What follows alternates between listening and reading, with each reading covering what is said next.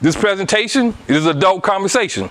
You may hear some language that is not intended to be vulgar or anything of that nature, but it is adult conversation. So, Dr. Sarr, with your permission, sir, I'd like to proceed. You know, I will be, I will be tasteful, nothing out of the ordinary, but it's a conversation we've had many times, whether privately or among our friends. So, but I did still just wanted to make sure that I made that public announcement, if you will, to the audience that, hey, let me see some conversation that where some things may come up. So, putting your dog to sleep. One of the things Dr. Sarr can attest to this, we as researchers, we like to define things, define words, what do they mean?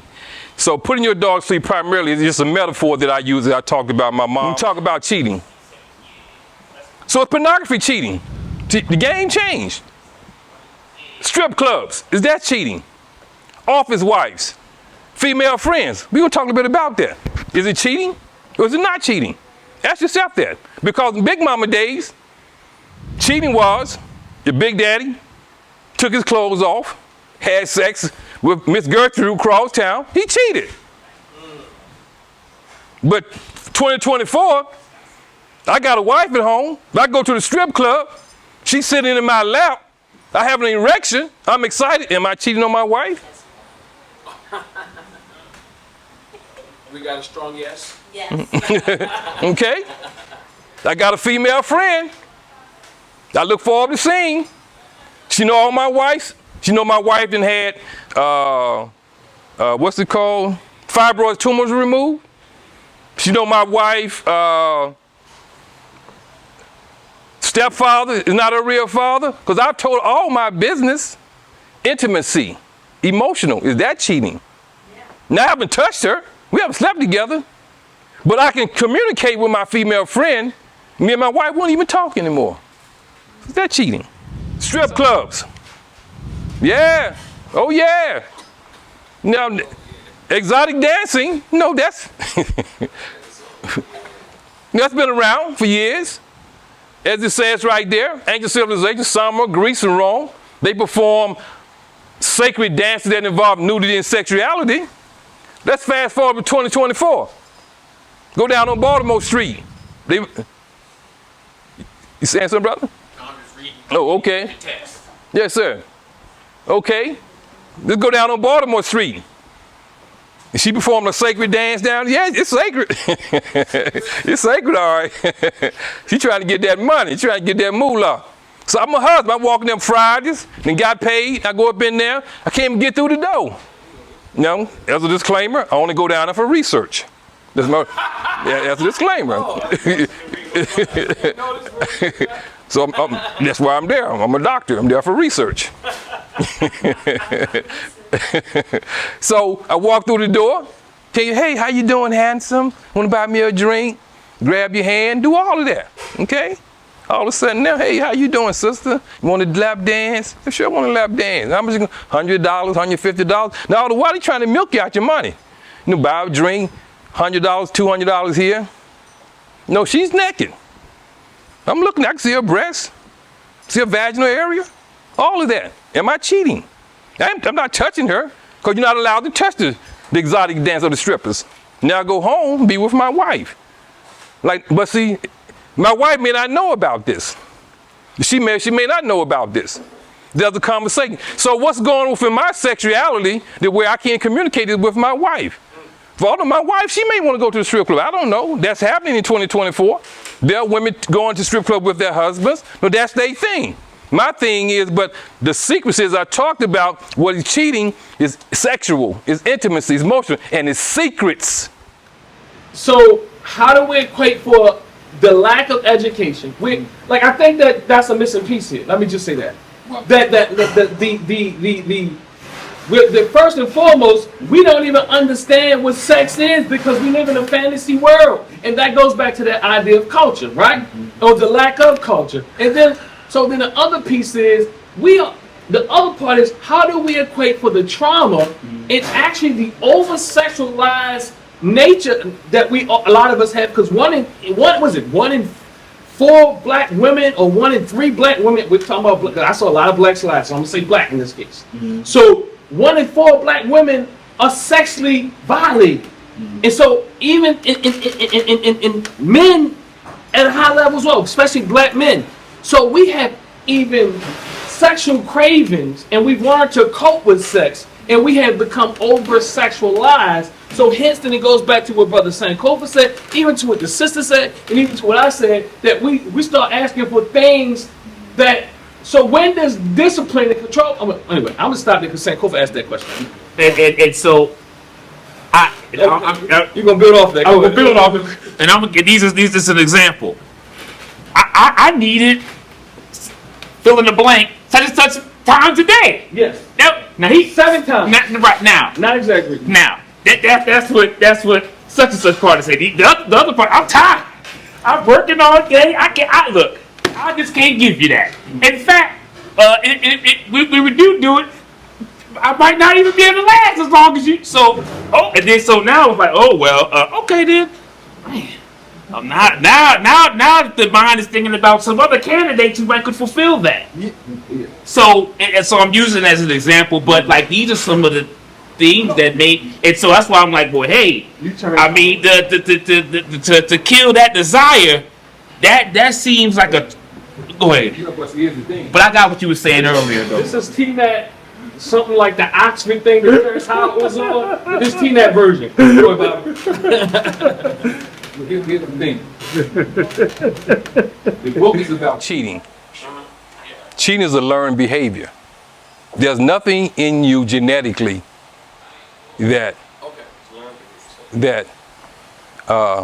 is a disposition that you naturally cheat. That's a learned behavior. Sex, for men, is a natural behavior. That's why I framed from the very beginning. I said socialization. I said what's natural and what we've been socialized.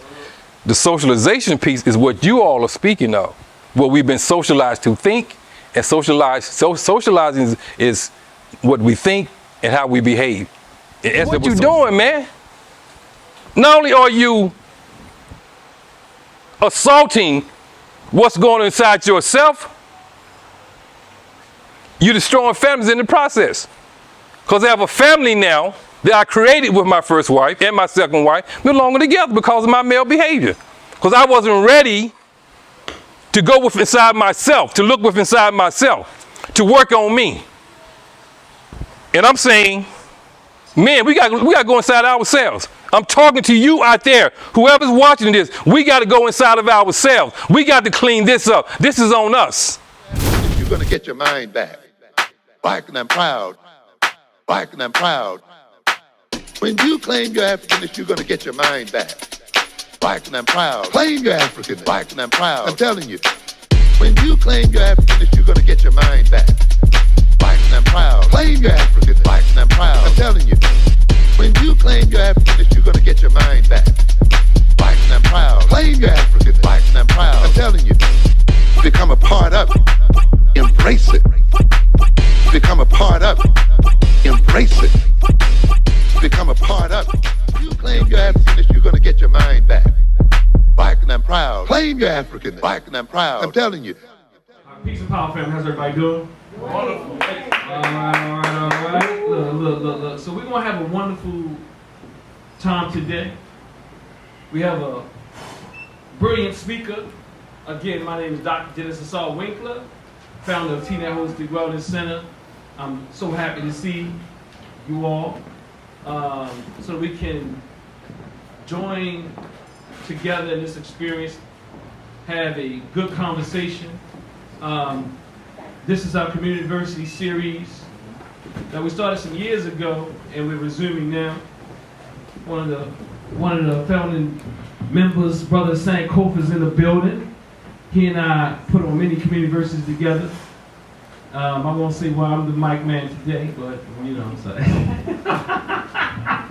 saying. Look, so y'all know, for y'all know on YouTube, y'all know Brother Sankofa. Look, right there, he right there. You know what I'm saying? I won't tell y'all why he ain't why this is normally him doing this part, but but nonetheless, I'm learning. But we have a beautiful, powerful speaker coming before us today, affectionately known as Baba Ali in the community. Yes, sir. I always forget his African name, so he gonna have to tell you that one. But I also know him professionally and community-wise as Dr. Max T. Ragland. I'm going to say he's a barber. Yes, sir. He also, I say, on a personal level, have aided me through the academic, clinical process and processes, and even doctoral processes, serving as one of my committee members. You know, and he helped make that, help that process be a lot easier. And what I mean by that, he said, no, you got this, don't worry. You know, once you do this, it's done. You know, once you get, like, you're done. You're already done. So what I like to say is, this brother is a mental health clinician. He's worked for the government for many years, doing great work down there in D.C. He's a community brother, but I'll say this. Before I knew who he was, I was like, who is this brother? I used to see him at lectures from Reality Speaks back in the day, and then it'd be a whole good presentation going on. Somebody, one of the scholars, one of the people come out and they speak, and then I said, okay, doc. I didn't know he was Dr. Max T. Ragland at that point, just Baba Ali. And I think maybe at some point he was probably working on his own doctorate at some point as well. But nonetheless, I just was like, man, this guy asked some serious questions and put some serious context on some serious things. you agree, Brother Sankofa? Yes, sir. Yeah. Serious, brother. I'm like, I like that. So I can think about some of the things he said back in the day that kind of stood out to me. I can't even think about it. It's one that's on my tongue that I can't remember. But one thing, another one though is this, which is profound. He says that many times we look at ourselves and saying that police are doing police brutality or causing police brutality in our communities because we're black. He says rather than doing that, let's reframe that and say they're doing that because they're white. Sir. And some other things that he said over the years that I just thought was very powerful and really, really being very critical and clear about what it is to be African. And not just going with any dogmatic view, but really, really looking at it from a very nuanced way. I know the brother does great work in the community. He has an organization called Men Behind Bars. That's correct. Yes, where he goes into the prison system and gives back and help educate our brothers and help heal our brothers through community healing, although it doesn't have to be called therapy, because we know as African people we heal in community and one-on-one in some other ways, but community is healing. So what we're doing here today is a part of the healing process. Another thing that I like to say about Dr. Max T. Ragland is that he's an author. He has several books out. One of his books, PITS, Post-Incarceration Transition Syndrome. If you don't have it, you gotta get it. Especially if you're in the mental health world, the psychotherapy world, the healing world, or whatever it is. Or if you've been in prison, or your loved one is in prison, or if you know somebody who can benefit from a text that helps individuals who are coming home through that transition process. And not just the individual, but the family who's receiving them, help them receive them in a way and understand some things in ways. He also has a YouTube station on YouTube where he's done various interviews and talks and dialogues with other brothers and sisters, returning citizens, and they go into what it is like coming home in a way that I've never seen. So I think you can go and look them up. Is Men Behind Bars on YouTube? Bullpen, Max Ragland, the bullpen. Max T. Ragland, the bullpen. So really go there. I think it's a beautiful thing. And then I also know that his research about, I won't even say it, but nonetheless what I will say is this. He's also spoken with my class, and he's spoken here several times, and always he's been a treat. If you can put your black hands together for Dr. Max T. Ragland.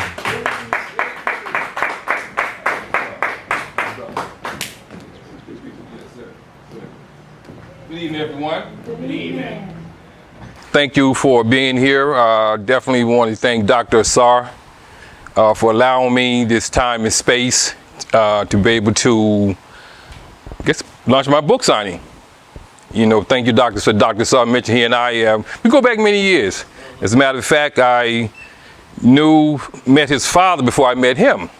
And so the Bob and I, we go back some years. And of course, I was fortunate enough to meet Dr. Sar and Brother Sankofa and my brother right here. So we kind of have some history with the TNET community.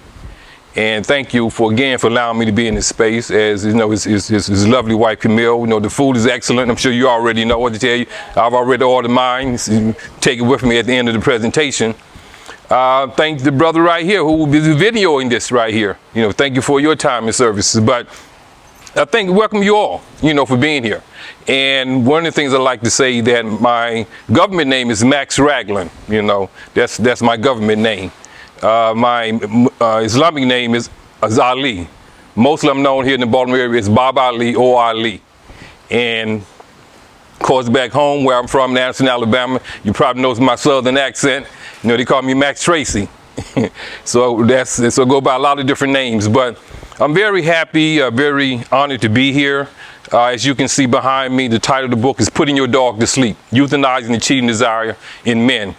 And actually, just briefly, the idea about the book actually came to me in 2006 when I was in graduate school in Arlington, Virginia, at Arkansas University.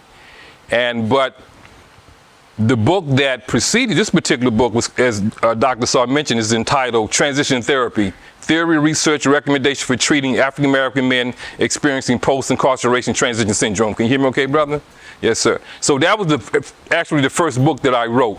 But the idea of putting your dog to sleep actually came to me first. And I can remember being in a conversation with some of my classmates or my colleagues, and we was talking about, cheating, infidelity, and inspirationally, the thought came, putting your dog to sleep. It just came out of nowhere, as you say. So, but I've traced it all the way back to many conversations I had with my mother growing up in Alabama. And so that's originally where I want to say it actually the thought began as a young boy growing up. Of course, fast forwarding in 2006, where it showed up again, if you will, in my consciousness, putting your dog to sleep. So I started writing the book sometime, I think I completed it last year, maybe started writing on it. I want to say maybe in 2024 now, maybe around 2021, 22, just kind of taking notes here and there. But I want to, so it's really a switch, if you will, from, as Dr. Saw mentioning, that transition therapy is a mental health approach, working with clinicians, psychiatrists, social workers, psychologists, in dealing with, addressing, serving, black men who have a history of criminality and incarceration.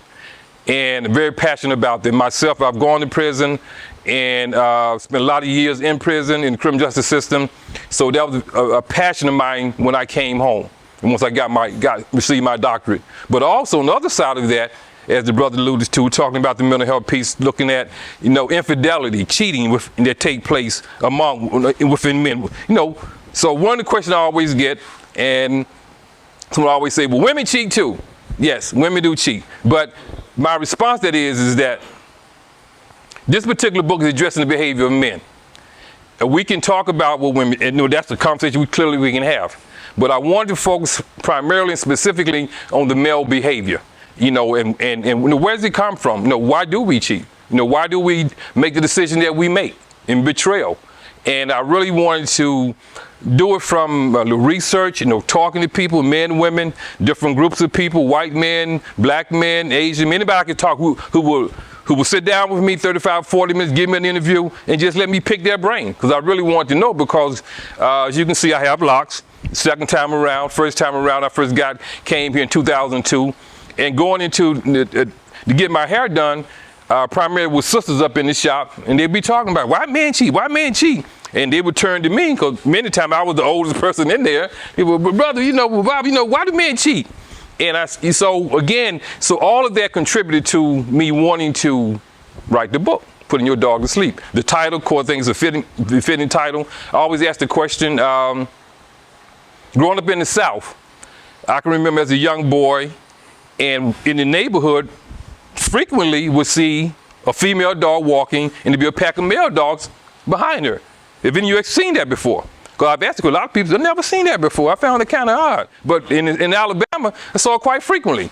A female dog called a state of estrus, she's in heat, and the male dogs, they be behind, they want to mate with her. And of course, I can remember having a conversation with my mother, and my mother would say, men just like dogs, follow that woman all the way around, So again, that seed was planted early on. And so I was old and now mature. I really wanted to build on that. Men are like dogs, putting that dog to sleep. So of course, that gave birth to the title, Putting Your Dog to Sleep. And what I'm talking about, I'm getting into the conversation, really it's about men euthanizing the desire, the socialization, if you will. And where did it come from? And the reason why I believe we have to put that dog to sleep. So it's kind of in my introduction. And so I just want to, we're bringing this technology with Dr. Sar. This presentation is an adult conversation. You may hear some language that is not intended to be vulgar or anything of nature, but it is adult conversation. So Dr. Sar, with your permission, sir, I'd like to proceed. I will be I will be tasteful, nothing out the ordinary, but it's a conversation we've had many times, whether privately or among our friends. So, but I did still just wanted to make sure that I made that public announcement, if you will, to the audience that, hey, let me see some conversation that where some things may come up. So, putting your dog to sleep. One of the things Dr. Sark can attest to this. We as research, we like to define things, define words. What do they mean? So putting your dog to sleep primarily is just a metaphor that I use. That I talked about my mom when she went growing up, and she would say, men are like dogs, following the gear of dogs. But in essence, it really has three aspects to it: to be obedient to the covenant that he has made with God, to honor his sacred commitment to his partner, girlfriend, or wife, and what he must do spiritually to cleanse himself. So it really is a metaphor, putting your dog to sleep. You don't have to get into it. We talk about dog get old, something wrong with them, take them to the vet, they put the dog to sleep. What I'm saying is within men, that desire, we have to put that dog to sleep. So this is where this is coming from. So what is a male dog? So let's talk a little bit about this right now. And I want you to relax. I want to have a great conversation. You have any question, you jot your question down. There will be a question and answer session. And I really want your feedback. Because I think it's a very relevant conversation that we need to have in 2024. And the reason being is that, and this transcends racial groups, socioeconomic status. It does not matter. Again, black, white, Asian, does not matter. Rich or poor. Men are engaged in this behavior.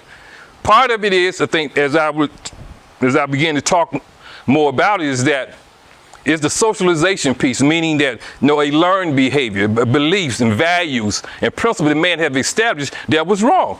It clearly was wrong, but we were socialized into that. But also part of it has to do with man not truly understanding his nature. So when we're talking about a male dog, we're talking about a man that doesn't have a knowledge of self. When we're talking about, he's an endangerment. Showing him self-restraint. He's not disciplined, and he's an endangerment to himself, to his wife, to his daughters, to his community. Now, I'm not judging him necessarily a bad person, but what I'm saying is that because of his behavior, he is endangerment. If you can come out so you can see, I want you to be able to see. Can you see okay? Okay. But and what I mean by the endangerment is because he doesn't know who he is, meaning that he doesn't know his station in life, meaning that I believe, as I should share with you as well, I was raised up, I was baptized at 7, was raised up in the church early on. My mother was a Christian, my entire family, except for one other brother, Christian, come from a Christian background. And but myself and my brother, we Muslims. So when I was the age of 13, when I was fortunate enough and was read the book Message to the Black Man, my older brother, he became a member of the Nation of Islam. And of course, the book Message to the Black Man, he passed it down to me. And when I read that book, I resonated with that. Even though I was raised up in the church, Easter speech and all of that. Easter speech, the bow tie, the red suit, on Sundays, Sunday school class. But I'm glad my mother gave me that spiritual foundation, because now as I got older, I have a better understanding of Christianity. At the time I went, again, the youngest 7 kids, I had to go. I was the baby of the family. So I had to go to church. When mama went, I had to go. But I wasn't there, to be honest with you. I wasn't paying attention. I was, doing something probably I shouldn't have been doing, talking with my friends or something. But I went because my mother said, but But she laid that foundation, and I realized I've gotten older. We don't forget what we've learned. At some point, we need that information. So the fact that my mother laid a spiritual foundation, if you will, meaning built upon it through Christianity, I'm very grateful for that. I'm also grateful to my brother who gave me the book Message to the Black Man. And reading those stories and seeing myself for the first time, and it just resonated with me. You know, at 66 years of age, I grew up during the Black Power movement. Now I lived through segregation, went to segregated school, segregated movie theaters, segregated swimming pool, and that was all a part of my experience. But also I was exposed to the Black Panthers Party. I was exposed to the Nation of Islam. I was exposed to the Student Nonviolent Committee, SNCC. So all of that information was a part of my community. I lived right in between Birmingham and Atlanta. So you know what the 60s was like in Birmingham and Atlanta. Dr. King used to come from Atlanta, Georgia. He had to come through Anderson, Alabama to get to Birmingham, I-20, east and west. So that's the environment I grew up in. So that shaped a lot of who I am today, growing up in. So being exposed to the Nation of Islam, Message to the Black Man, it resonated with me, and I became part of the Black Power movement. And that's when I was introduced to Islam. And I took Shahada, I made a declaration in accepting Islam at 16 years of age. So I've been a Muslim since I was 16 years of age. I'm 66 now, so I've been a Muslim since I was 16 years of age. But I wasn't a practicing Muslim. As I said, part of my history is being incarcerated. So I had one foot in the streets and had another foot in the masjid. But I wasn't ready. So my journey has been long, it's been rewarding, it's been challenging, but I'm grateful in the sense that what I've learned from, even though it has been an arduous journey. So when I talk about that male dog, we see that male dog all the time. And unfortunately, it's because he doesn't understand who he is and what his responsibility is that he's an endangerment to his family. Multiple children, and I'm getting me right, some things happen. You get married, things separate, divorce, you take another. But I'm talking about the man who intentionally go out, maybe with multiple women, father kids, and do not take care of these children because he's stuck on a very low vibration, meaning that he operates from a dog perspective. The only thing that separates him from the dog is his consciousness. And when I talk about his consciousness, it's because we have the ability to choose. But everything else, he stays within the framework of sleeping, eating, reproducing, eliminating waste, and motion. So he functions on that level, like the four-legged dog functions. The dog sleeps, the dog eats, the dog reproduces, the dog eliminates waste, and the dog moves. So that's our connection with the dog in that sense, but the creator, and I believe in a creator, as I understand the creator, but we have a higher intelligence, if you will, the ability to choose. So even though we have that function within us, but it requires discipline. It requires self-restraint because we just can't go run rapidly and with the behavior that we're demonstrating because too many social ills come as a result of that. So when I talk about that male dog, I'm talking about that individual person. And again, it's black, white, Asian, it does not matter. It simply is that because of who he is, because his behavior, his mindset, this is why he's in danger. Because as I believe, as the Creator said, is that the Creator has made man and woman, and I'm going to talk a bit about that in my presentation, that we are the crown of creation. Man has a responsibility to not only to himself, but to his family and to his environment. And when we don't take on that responsibility as men, we're going to experience some of the social ills we're experiencing today. I will maintain that lay at the foot of the men. A lot of what we're seeing in the community today with a lot of our young boys, the community itself is a result because men, we have not done what we're supposed to do as men. Unfortunately, because we don't know, we don't accept the responsibility. Now, we've always had problems generationally. We always had problems. During the 60s, we had problems. But one thing that was intact was the family. And I believe no matter what we do in terms of community, that if the family's not intact, we're not going to win. We're not going to be successful because we are divided. And the Bible says the house divided cannot stand. And where the mother and the father is divided, the husband and the wife are divided, the children are ones who are going to suffer. It says that when the elephants fight, it's the grass that suffer. So the African proverb. And so my thing is that, so when the mother and the father are fighting, if you will, it's the children that suffer. Okay? So as men, but because we failed in our responsibility as men, some of us, not all of us, I'm saying, but some of us, we failed in our responsibility. I'm saying our community is suffering because we're responsible for making sure that the community is safe, not only in terms of safe and physically safe, emotionally safe, psychologically safe. We're responsible for that as men. That's our primary responsibility. Women have a primary responsibility in making sure that the home is a safe environment. It's not her only responsibility, but it's her primary responsibility, I believe. Yes, it's the primary responsibility for the man to go out and take care of the home, take care of the family. Obviously, we can do other things. So I'm not saying the woman can't work outside the home. Not even saying the man can't work inside the home. But our primary responsibility is that what do we do as men once we leave outside this door right here? What's our primary responsibility? Because one of the things that happens is this right here. We know there's a conflict that exists right now. We'll say the conflict in the Israelis and the Palestinians. There's a war among men. Thousands and thousands of Palestinians have lost their lives. Thousands of people have lost their lives. If women could stop, they would have stopped that war. Men would have to stop that war. Men have to come together, find a resolution, and say, well, look, we're not going to live like this.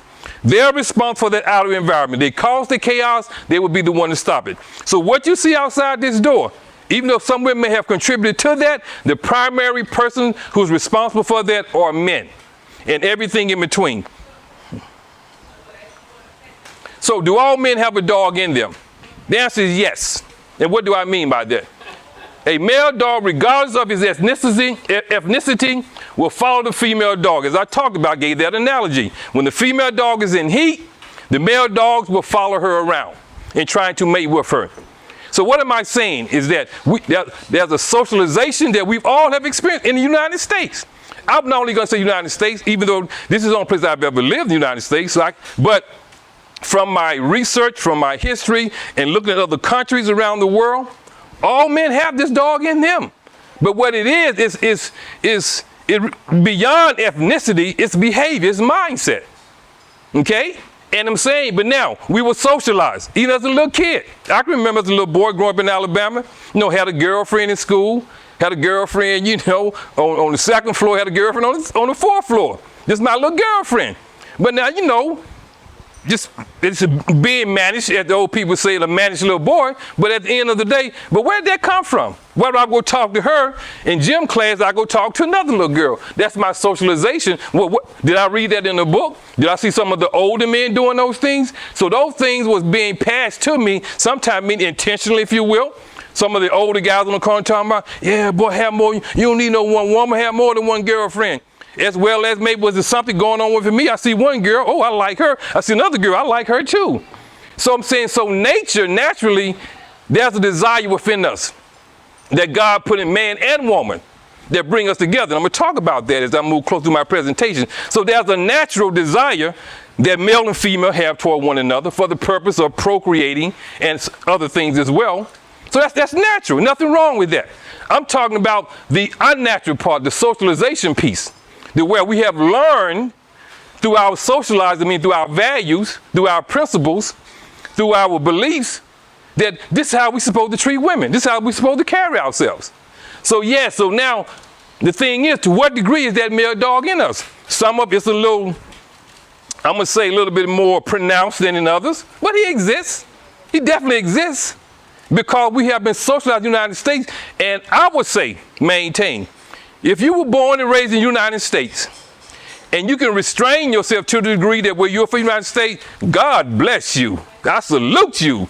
Call this, as I told the command, he called this the great Satan. You can do anything you want to do in this country right here.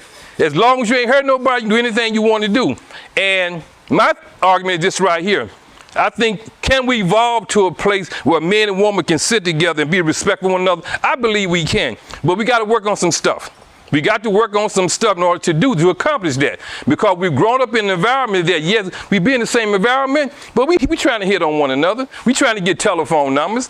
I know this is his brother's wife right here, but I don't care because she looks pretty to me. I know this is her husband right here, but I don't mind because I want him to take care like he take care of her. So our mind has been conditioned in a way that where we've been socialized to behave a certain way. So how do we get past that? So let's talk about that male dog. Got two beautiful sisters right here. I'm sure growing up and probably even now, you can't go to the grocery store. Hey, mama, what's your name? Hey, how you doing, sister? You might go with your girlfriends hanging out. You want to know? I don't know what they say anymore. Do they still ask you to dance? I don't know. It's been a while since I've been out. I don't know if they ask you to dance anymore. But at least back in the day, you want to dance, girl? Girl, you sure look real pretty back there. So I'm saying, so you're going to get hit on. It's going to happen. But see, as you see around them, they all got one thing in mind. They're just trying to be with her. Typically trying to have sex with her. So one guy may come there. She's not saying her particular, I don't know this lady, but typically she would choose one like the female dog who's in heat. All will try, but she's only going to choose one. So what is about that particular one she chose as opposed to choose other? Just this particular picture right here. But here's the thing. And I want us to be very mindful of that. My audience who's watching YouTube, wherever you are, in the virtual reality, there's a chemical called I'm going to pronounce this correctly, vasopressin, okay? It's called vasopressin. It's a chemical release hormone in men during dating and having sex. Now, what this chemical is responsible for is responsible for a couple of things. One is territorial. This is why in men, this is my girlfriend, this is my wife, very territorial. I'm holding her hand. I'm watching. Who's trying to talk to my woman? That's that natural chemical is being released that's responsible. Now, we've been socialized as men do it as well. Hey, man, don't let nobody talk to your woman. Don't let nobody take your girlfriend. You a chomp if you do. So we've been socialized the thing there. But also, brothers, there's a chemical, vasopressin, that's released within men. Its primary function is protecting, guarding, territorial, and that's part of our nature. Naturally, we do this. Now, here's the thing. Once a man has sex with that woman, that chemical decreases. So that's what they say, oh, he just wanted to chase. That's why some women say, no, tan up the stuff. That's why some women say, well, okay, I'm letting him chase me because chase is fun. But see, the man, he's chasing because he wants to be with her, but that's part of the pursuit. But what happens is that once according to science, once he mates with her, it drops. It drops. That chemical is released. In other words, he's conquered what he wanted. This is why some men, they pursue a woman, and girl, he all over me. He won't stop calling me. He took me out to dinner. He's so nice. Once she be with him, now she crying on her girlfriend's shoulder. I ain't heard from him in 2 days, girl. What's wrong? Did I do something wrong?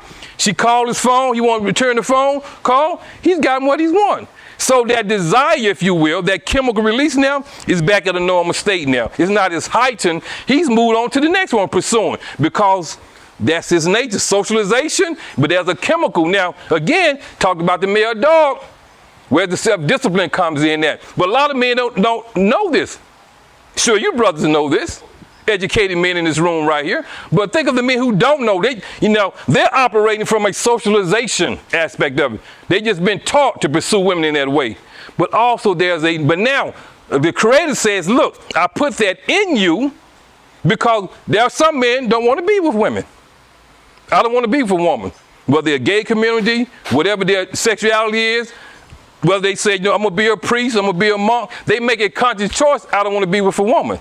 What I'm saying is, so if it was left up to our own devices, we probably never have anything to say to a woman. This is why the Creator put something in us that attracts us to women. So if we don't want to, we're attracted to the female. Now, we can choose not to respond to it, but it's there. And we know it's there because 8 billion people in the world. So we know it's there. Okay? So with that, it's a necessary function, but we need to understand it. Now, here's the thing. There's a chemical called oxytocin that's released within women. Okay?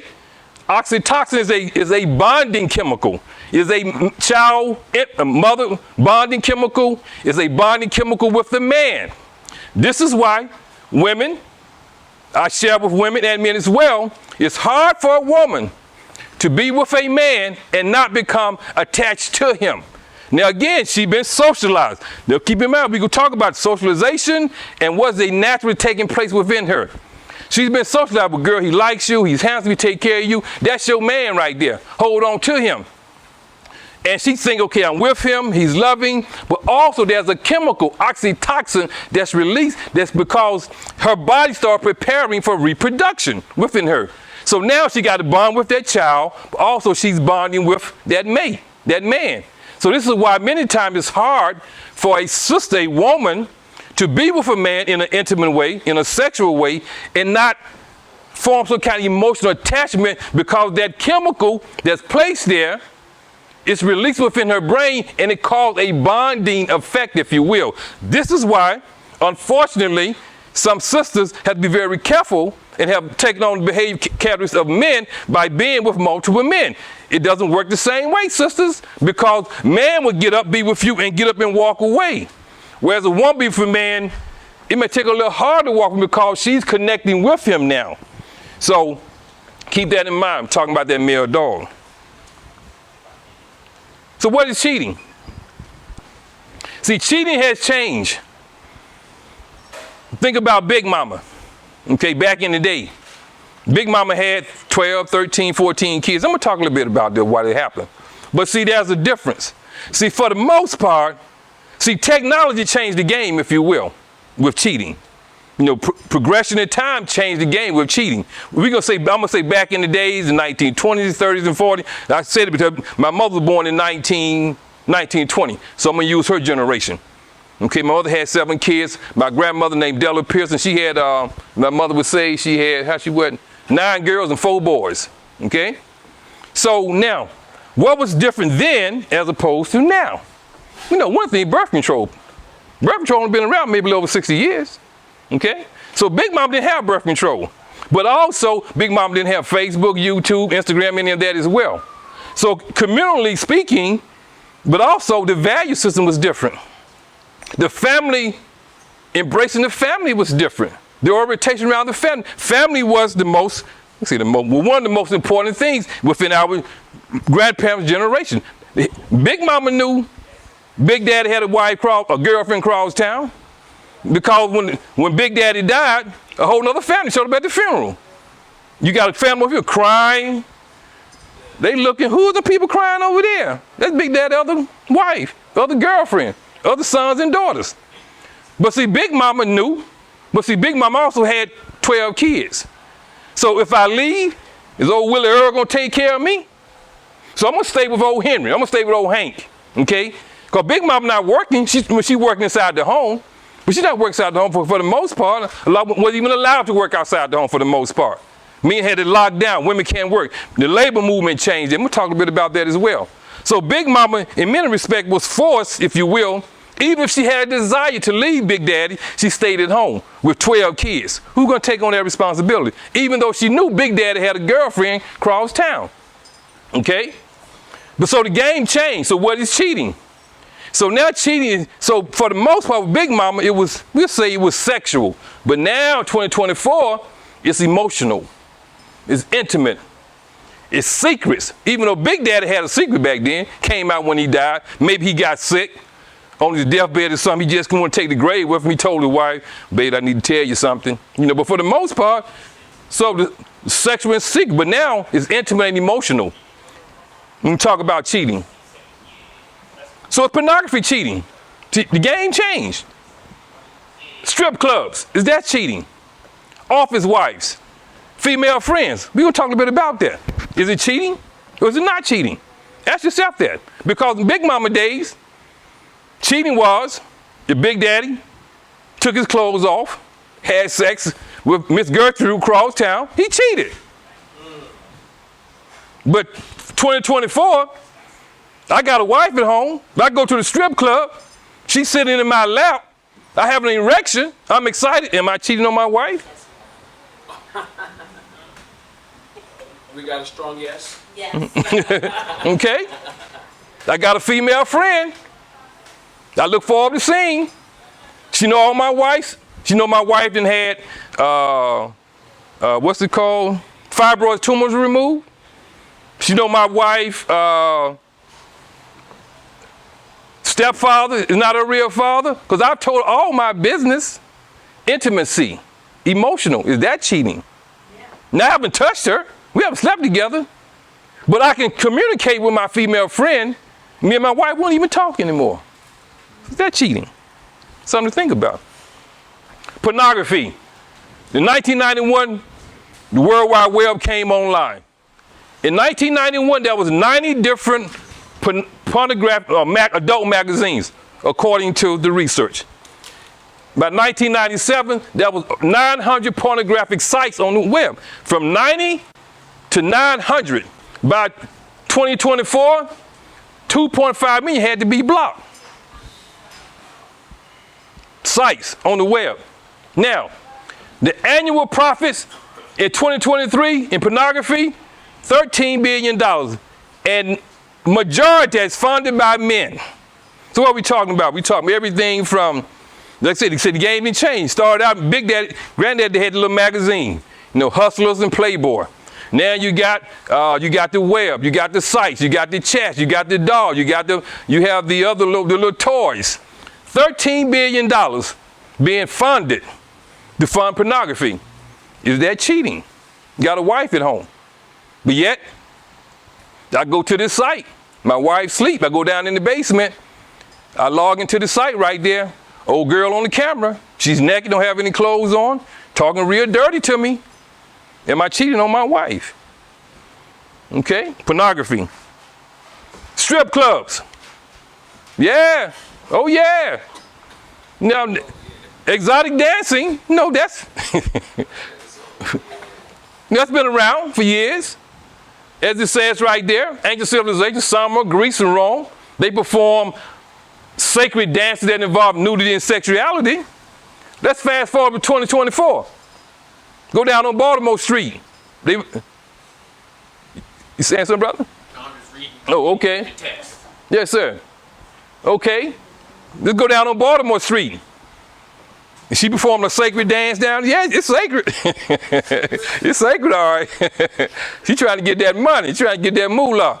So I'm a husband. I'm walking them Fridays and got paid. I go up in there. I can't even get through the door. As a disclaimer, I only go down there for research. That's a disclaimer.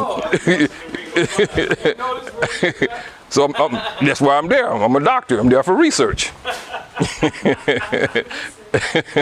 So I walk through the door, tell you, hey, how you doing, handsome? Want to buy me a drink? Grab your hand, do all of that, okay? All of a sudden now, hey, how you doing, sister? You want to lap dance? I sure want to lap dance. I'm just $100, $150. Now, why are they trying to milk you out your money? Buy a drink, $100, $200 here. No, she's naked. I'm looking, I can see her breasts, see her vaginal area, all of that. Am I cheating? I'm not touching her, because you're not allowed to touch the exotic dance of the strippers. Now I go home and be with my wife. But see, my wife may not know about this. She may not know about this. There's a conversation. So what's going on with my sexuality that where I can't communicate it with my wife? For all of my wife, she may want to go to the strip club. I don't know. That's happening in 2024. There are women going to strip club with their husbands. No, that's their thing. My thing is, but the secrecies I talked about, what is cheating is sexual, is intimacy, is emotional, and it's secrets. It's secrets what's tearing us apart. Okay? Annual profit, $7.7 billion in 2023. Yeah, somebody going to spend a lot of money at the strip club. Men doing that. So, y'all male dogs, why are they there? So something we have to look at. Because I'm saying it's impacting our, if you want to go from the broader to the more narrow aspect, impacting our community. I can't remember who's coined the phrase, but it says that when America gets sick, the black community get pneumonia. It always impacts us, I say always, many times it impacts us in a very critical way, detrimental way. See, we can't afford to be divided as African people, black men and black women, on any issue, because we need each other for so many reasons. But because of that, many times, whether it's personal choices or whether we're emulating other. Okay, he go down there. So maybe Mr. Charlie, the white man, as he say, if you will, maybe he can go to the strip club. Maybe the wife don't care because maybe Mr. Charlie, he has the resources that he can do that. I'm not saying it's right, but I'm saying will impact him the same way if it impact the brother who goes down to the strip club. Okay? And I'm saying economically, because that's a lot of money, billions of dollars, man. It's a lot of money. Just go to a place to see a naked woman. In Islam, we're taught, Prophet Muhammad taught us, says that when you meet a woman desire, go be with your wife. So if I'm walking down, if I'm going up in Giants and I become aroused by a woman I see, the Prophet said, go be with your wife. She got the same thing your wife got. I mean, your wife, the same thing she has. But see, and we're going to talk a little bit about that.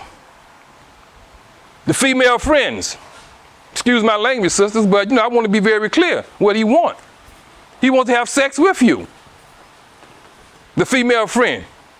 So, in 2024, a lot of women are choosing to have male friends because it's something, and these are women are saying this, there's something that he gives me that my husband does not give me. Now, here's the thing. My female friend, as I say, I'm confiding in her. I enjoy being with her. But when does it progress to something different? As opposed to just being, can we just be platonic friends? Or do I have other intent? I would maintain it's very hard for a man to be a friend to a female platonically if he's heterosexual. Not that it's impossible, but extremely hard. Extremely hard. Because first and foremost, we know that there's an attraction that takes place. It's something about why did he choose her or she chose him. Because as it was coined that when our grandmothers, there was a village that took care of the women. They supported the women. Now, fast forward to 2024, is that the sister, for the most part, don't have that village anymore. So now she's looking for other areas to support her emotionally and in different ways. So now,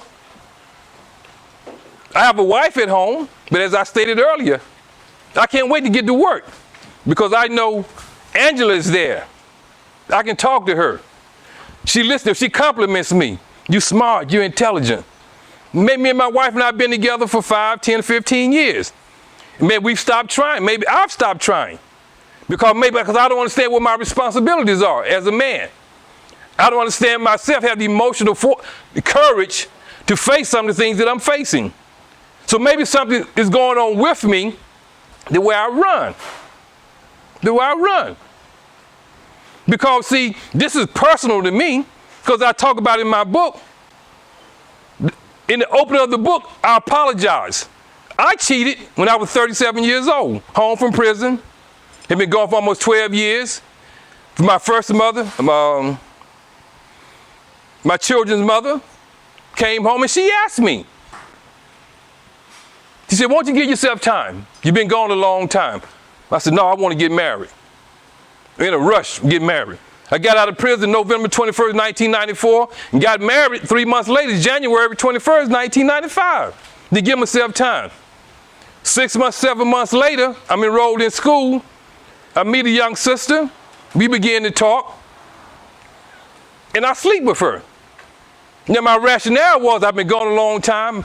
I was selfish, and all that was true. Because I knew that the relationship when I went into prison, that was the relationship that was in my mind. I was 25 years old. My girlfriend at the time was 24. When I came home, I was 37 and she was 36. I didn't know her, she didn't know me. I knew the connection that I had for her was gone. I didn't have the courage to tell her that I didn't love her anymore. So what I did, I ran to the arms of another woman and got involved with her. It happened at age 37. In my book, page 1, I apologized to her and let her know I was wrong for doing that. In so many ways that I was wrong. Beautiful, she was a young woman. So it wasn't about sex because she was 36 years old. She was young. She was beautiful in my opinion. She was attractive. She was smart. She was the mother of my kids. So I realized that I wasn't looking for sex. Some men, they go, and that's what they're looking for. So I'm saying, so why did I choose to be with this? Was it because of the separation, being in prison so many years? We had grown apart. What was the reasoning? I didn't even pursue it. I didn't even think in those terms. I know what's part of it is that being selfish, I wanted what I wanted. I feel like I've been in prison for 12 years. I have a right to do what if I want to be with somebody, we haven't been together. But also I realized that part of it was. It took me a while to get to that point in admitting this. While I was gone, things happened. And I realized that influenced my decision. I'm not blaming her because it was my decision. There's a saying that when two people have a relationship, one person chooses to cheat. Okay? So for me, I made that choice. But somewhere in my mind, I feel, okay, well, and she had every right because I abandoned her. I abandoned her and my kids when I made this choice to rob a store, knowing I had a girlfriend at the time and had 2 children. I made that choice. I left her. So she had every right to live her life. By all natural law, any other law, she had every right to move on with her life. But a part of me resented her. And even then it was selfish on my part. Why would I want her to wait 12 years as a young woman and not live her life? But when you're immature, when you're not emotionally mature, when you're not connected to the God as you should be, you think like that. And I hurt her again. Went to prison, hurt her, came home, got married, divorced, and I hurt her again. Now, fast forward, she's remarried. Come on in, sister, come on in, brother, y'all fine. She's remarried. She's doing well. We have 2 older kids. Our oldest child is 47 years old. Our son is 44 years old. We talk from time to time today. Communicate well, and I'm happy for her. And I'm glad that she's in the place that she's in. I really am. But it took her a while to get to that place. It took a while for us to get to that place. But not only did I impact her, I impacted our children. Because they was young. I hurt them twice. Okay? So my daughter was 4 years old when I went to prison. When I came home, she was graduating from high school. My son was 2 years old when I came home. He was a sophomore in high school, 14 years old. So I impacted them twice.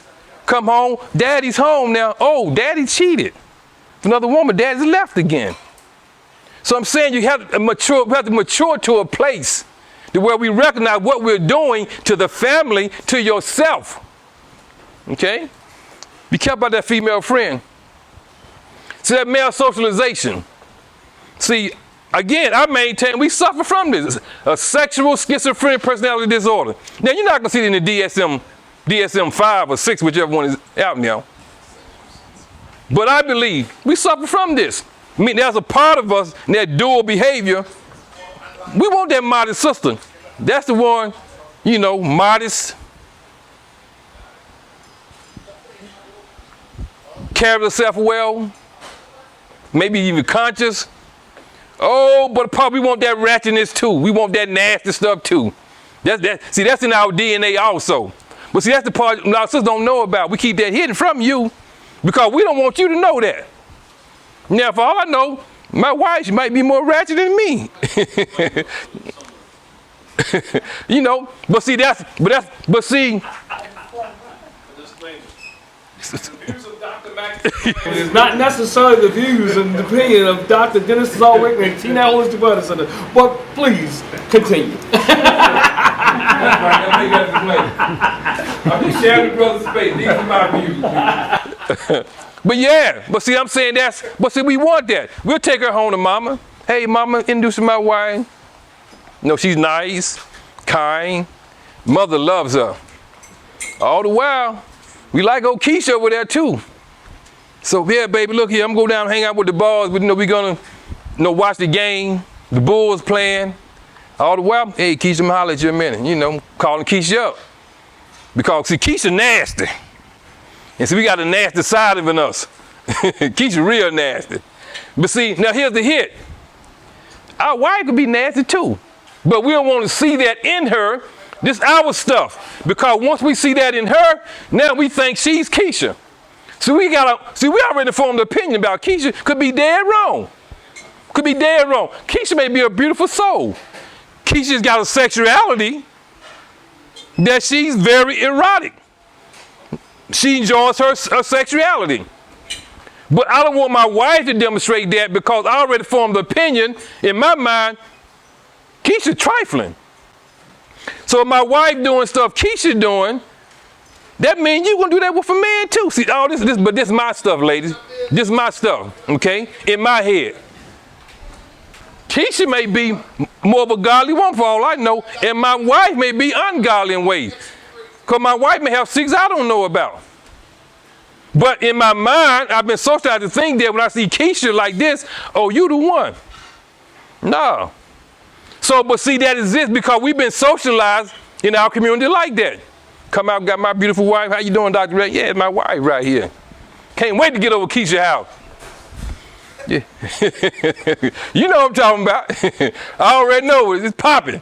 Look at the Keisha house. Yeah, hey. But see, I'm just giving you the cold hard facts, sisters and brothers. Cold hard facts, man. This cold hard facts. This part of our social DNA. It's hard to look at, but see, we got to go there.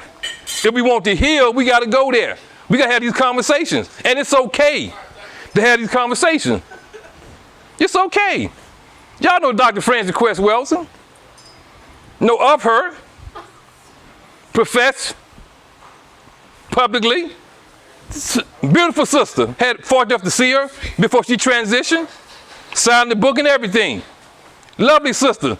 So publicly, she represents that model of what we say some men looking for. On the other hand, we like Sexy Red now. Sexy Red, hey, Sexy Red. I don't know the rap legs, but y'all see the rap legs up there. We like Sexy Red too. Look over Slim back there. You know what I'm talking about? No. Slim cleaning that up. No, I ain't talking about that. You know, but I'm saying, but we like Sexy Red, man. See, Sexy Red figured that thing out. Remember that first slide? Pornography. What was it? So many billions of dollars. See, Sexy Red figured out, if I give them this right here, I'm going to get paid. Now, again, I don't know nothing about Sexy Red. I know what she's projecting in her songs, in her music. I know that she's making a lot of money because Sexy Red didn't figure that thing out. Or in this system right here, in this world, you know, we live in, I can get paid with my lyrics and with this character, this personification that I'm demonstrating. I can get paid with that.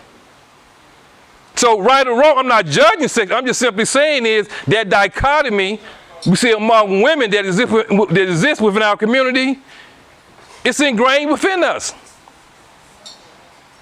Because what I would do, I'll publicly talk about Dr. Frances Quest Wilson and you know, and the crest theory and white supremacy and and everything that she represents, what she stands for. And I support that whole 100%.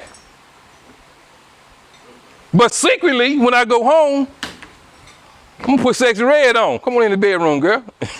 Put Sexy Red on. Cause Sexy Red gonna hit that spot in me. Hold up, let me ask you a question. Yes, sir. So with this, right? So I totally disagree, but I can agree if we look at this thing at a developmental level, which I think you might be saying, right? Clarify Clarify a little bit more what you're talking about. So I'll make sure I want to say.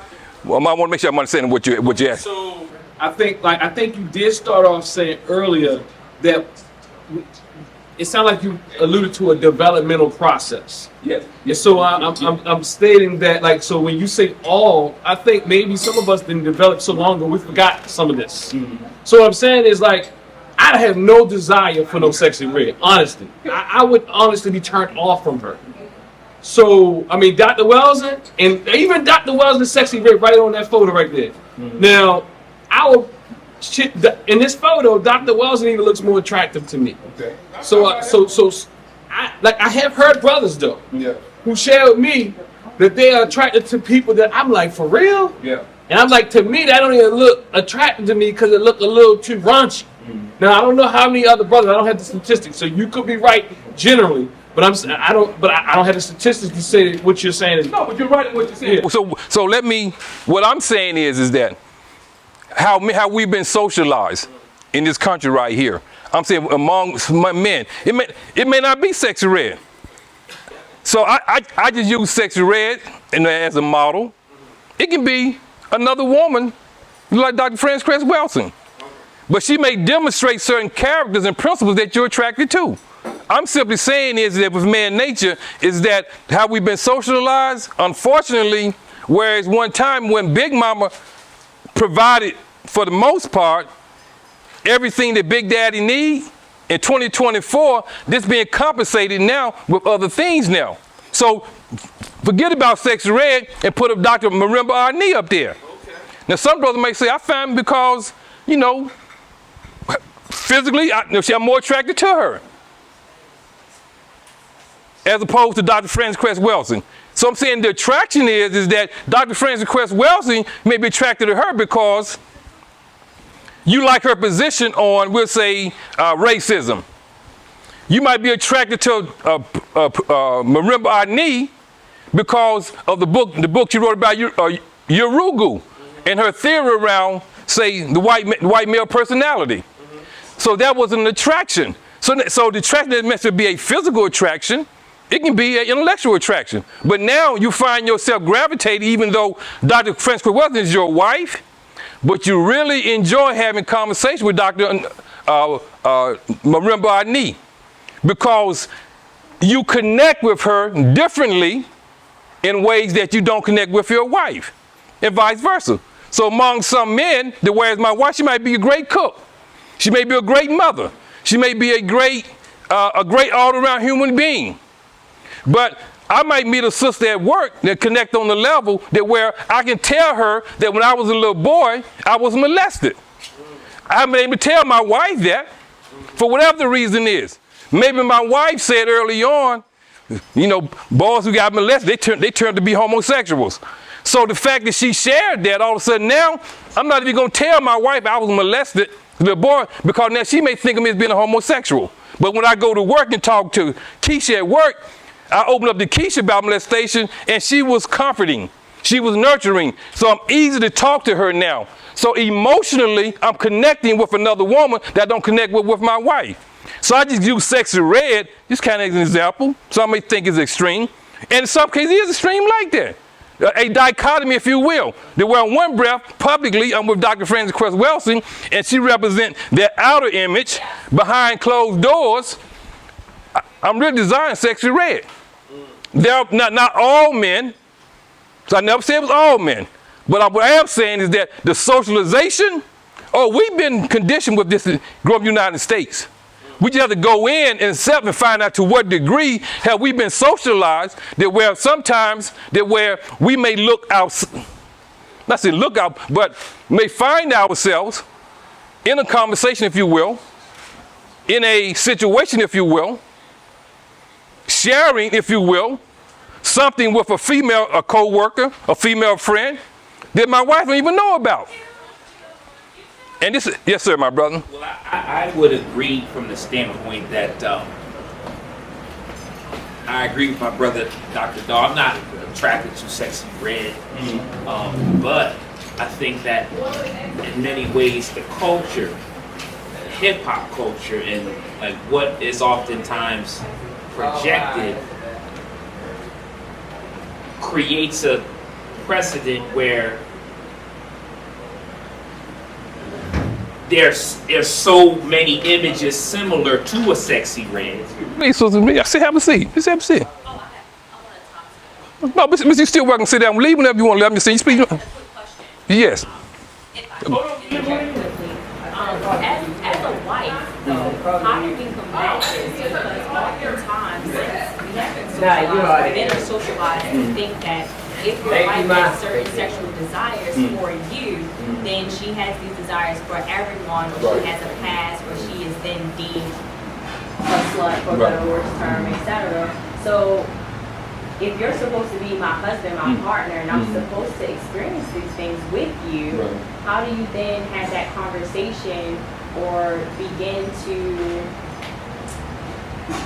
I don't know, create this new foundation for our sexual relationship and our marriage where both parties can be satisfied?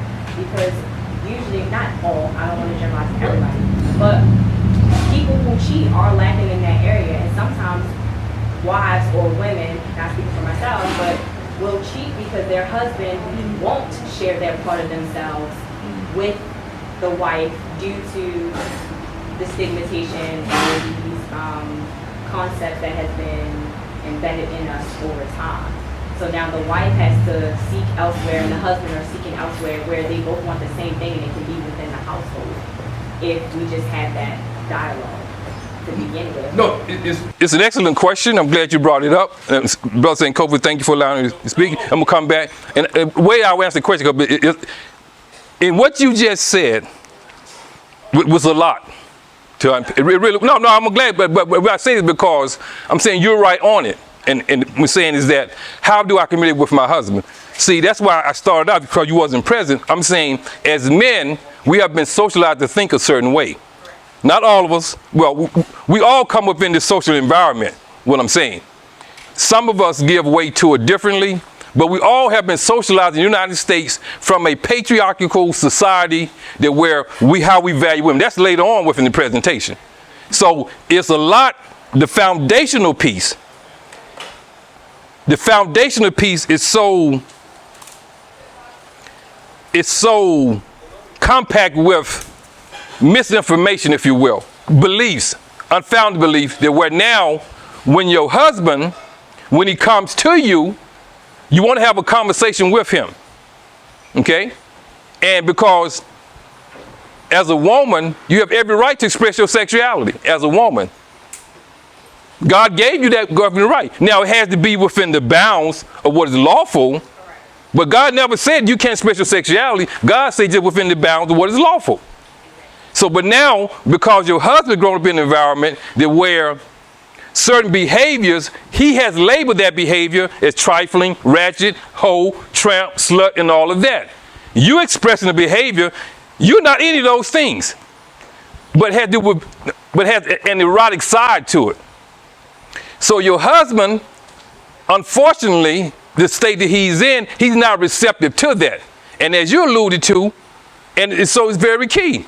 You didn't go be because it was a necessary sex thing with other men. It was a thing that where now you were able to express yourself in a sexual way, not condoning the behavior. But you felt the freedom, you felt the openness that where you don't have to hide who you are. So do we penalize you because of your sexuality, because I'm not where you are right now? Do I penalize my wife? Do I penalize my husband? Because we're not at the same place sexually? But now, should go out and cheat? No. I would never recommend that. But what I am saying is that it starts with communication. How do you help him get to a place where he's comfortable talking about that within your relationships?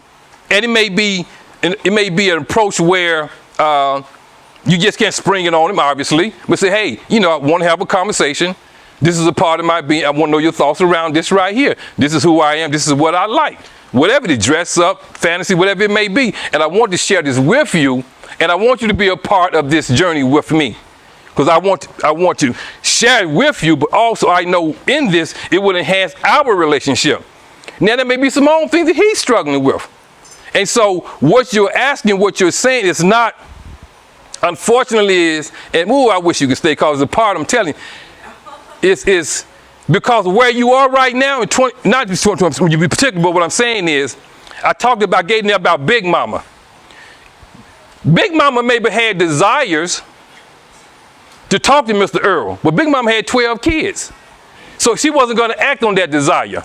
Fast forwarding, your Big Mama, great-great-granddaughter, not you particular, but representing that 2024 female, you work for yourself, you work in labor force, you earn your own money, but you have a level of independence that Big Mama doesn't have.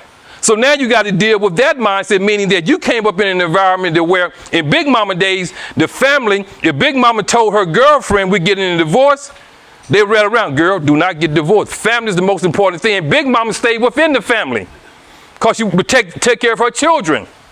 2024, just the opposite. They tell you, leave that nigga, excuse my language. He ain't no good, no way. He don't deserve you. You have become the most important thing and not the family. Not all, but that's part of our reality in 2024. Big Mama days, it was the family. 2024, it's about me and what I want. I need to be happy too. On the man side of it is, we got to get past our fear, because, and you hit the nail on the head. If you are like this, expressing like that, then you must be like that woman I created in my head. Because I've already labeled her being a certain way. And now my wife is expressing this right here, then you must be that. But see, you must be that, you being that with somebody else. That's that fear. If you could be that way with him, he all for it. Most men, I'm on with that, baby. My fear is, if you this way, you've been this way before with somebody, I don't know about it, and you may be the way with somebody else. But see, that's a fear I got to deal with. I had to get to a place in accepting that men and women, our sexuality is different. It varies in degrees. And I may not be comfortable, if you will, at a particular time, certain things, but how do I grow? The thing is, we can't devalue you because you decide this is what I like. This is what I like. So the problem is we devalue the woman because she wants to express her sexuality differently from what I'm accustomed to. So do I hold his hand and nurture him along the way, or do I step out on that? So what part of my being do I have to give everything, my essence to my husband? Can I keep something for myself as a wife? That is okay. I'm not cheating. I'm not hurting anyone. But do I have the right to have something for myself that I want to explore? I want to share. I want it within myself. Am I wrong for that? And I'm saying is these are the conversations we have to have, because many times we will penalize you and say, you're wrong for thinking like that. You're wrong for being like that. Why are you talking like that? As opposed to saying, that's not the reality. The reality of it is that each human being have a right to their sexuality. It is a place that you go. It is a place that you go within yourself. We have no right to take that away from anyone. Now, how do we express that? Now, we have to express it in a way that where it's safe for both people. It's not a detriment to the family, to the marriage, to the children. But to have a conversation? No, we got to get at least to a place where my wife can say to me, this is what I like, man. And it's okay that you might not be there. You have to be intimidated by that, but this is what I like. And I'm okay in expressing that. And the husband had to be able to receive that and say, baby, I get it, I'm a little nervous, I'm a little scared, be honest with himself. I ain't where I want to be. I'm 66 years old. My wife 15 years younger than me. It was intimidating at the time because her sexual level was different from mine. Meaning that, okay, this is what I want. So, but how do I get to a place? Because we know it's more than just, we say the traditional sex, penetration. There's other ways you can be sexual with your mate, and helping one another. But at the same time, how do I get to a place where I don't have to be afraid to say, well, hey, baby, I haven't experienced that before. This is new to me, but I want to get that with you, and I'm willing to try. That's the thing, be willing to try. And at the same time, how do I block that socialization piece out to where I talked about now, all of a sudden you become sex red in my head, even though that's not you. But because she has this image, so now if you're doing this, then you must be like her.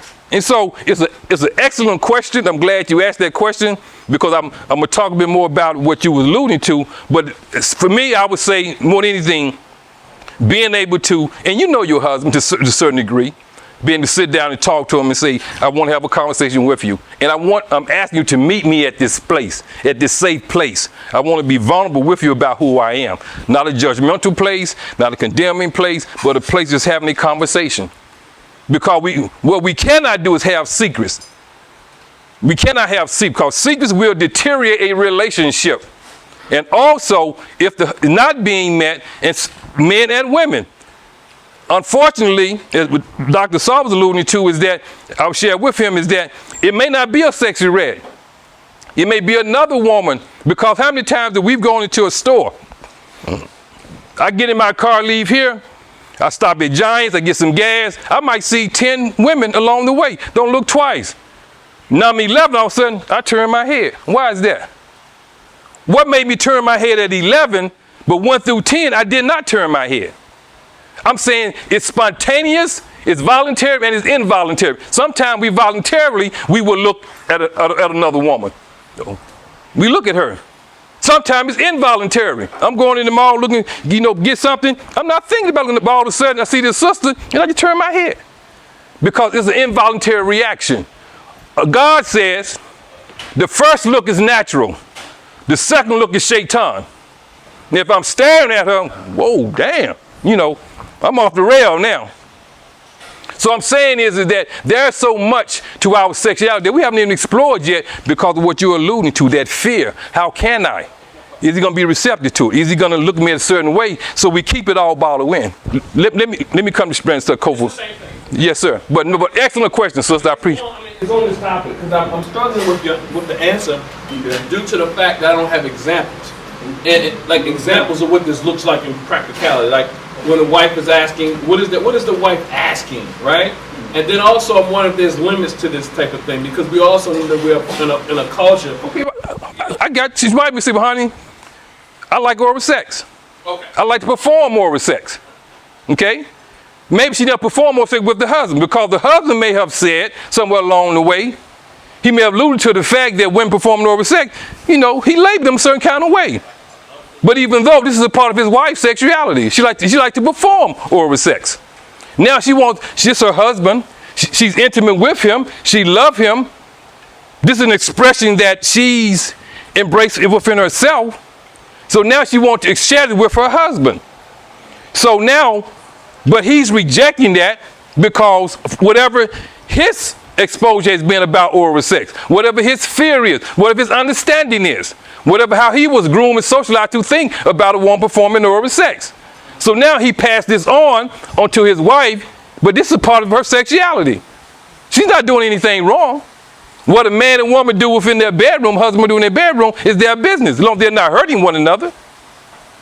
But because we have, thank you for the question, sister. That my books is right there, it's all in the book, But please take a card with you. Take a card. You have other questions, you can have a card, email me. I'll be more than happy to answer your question.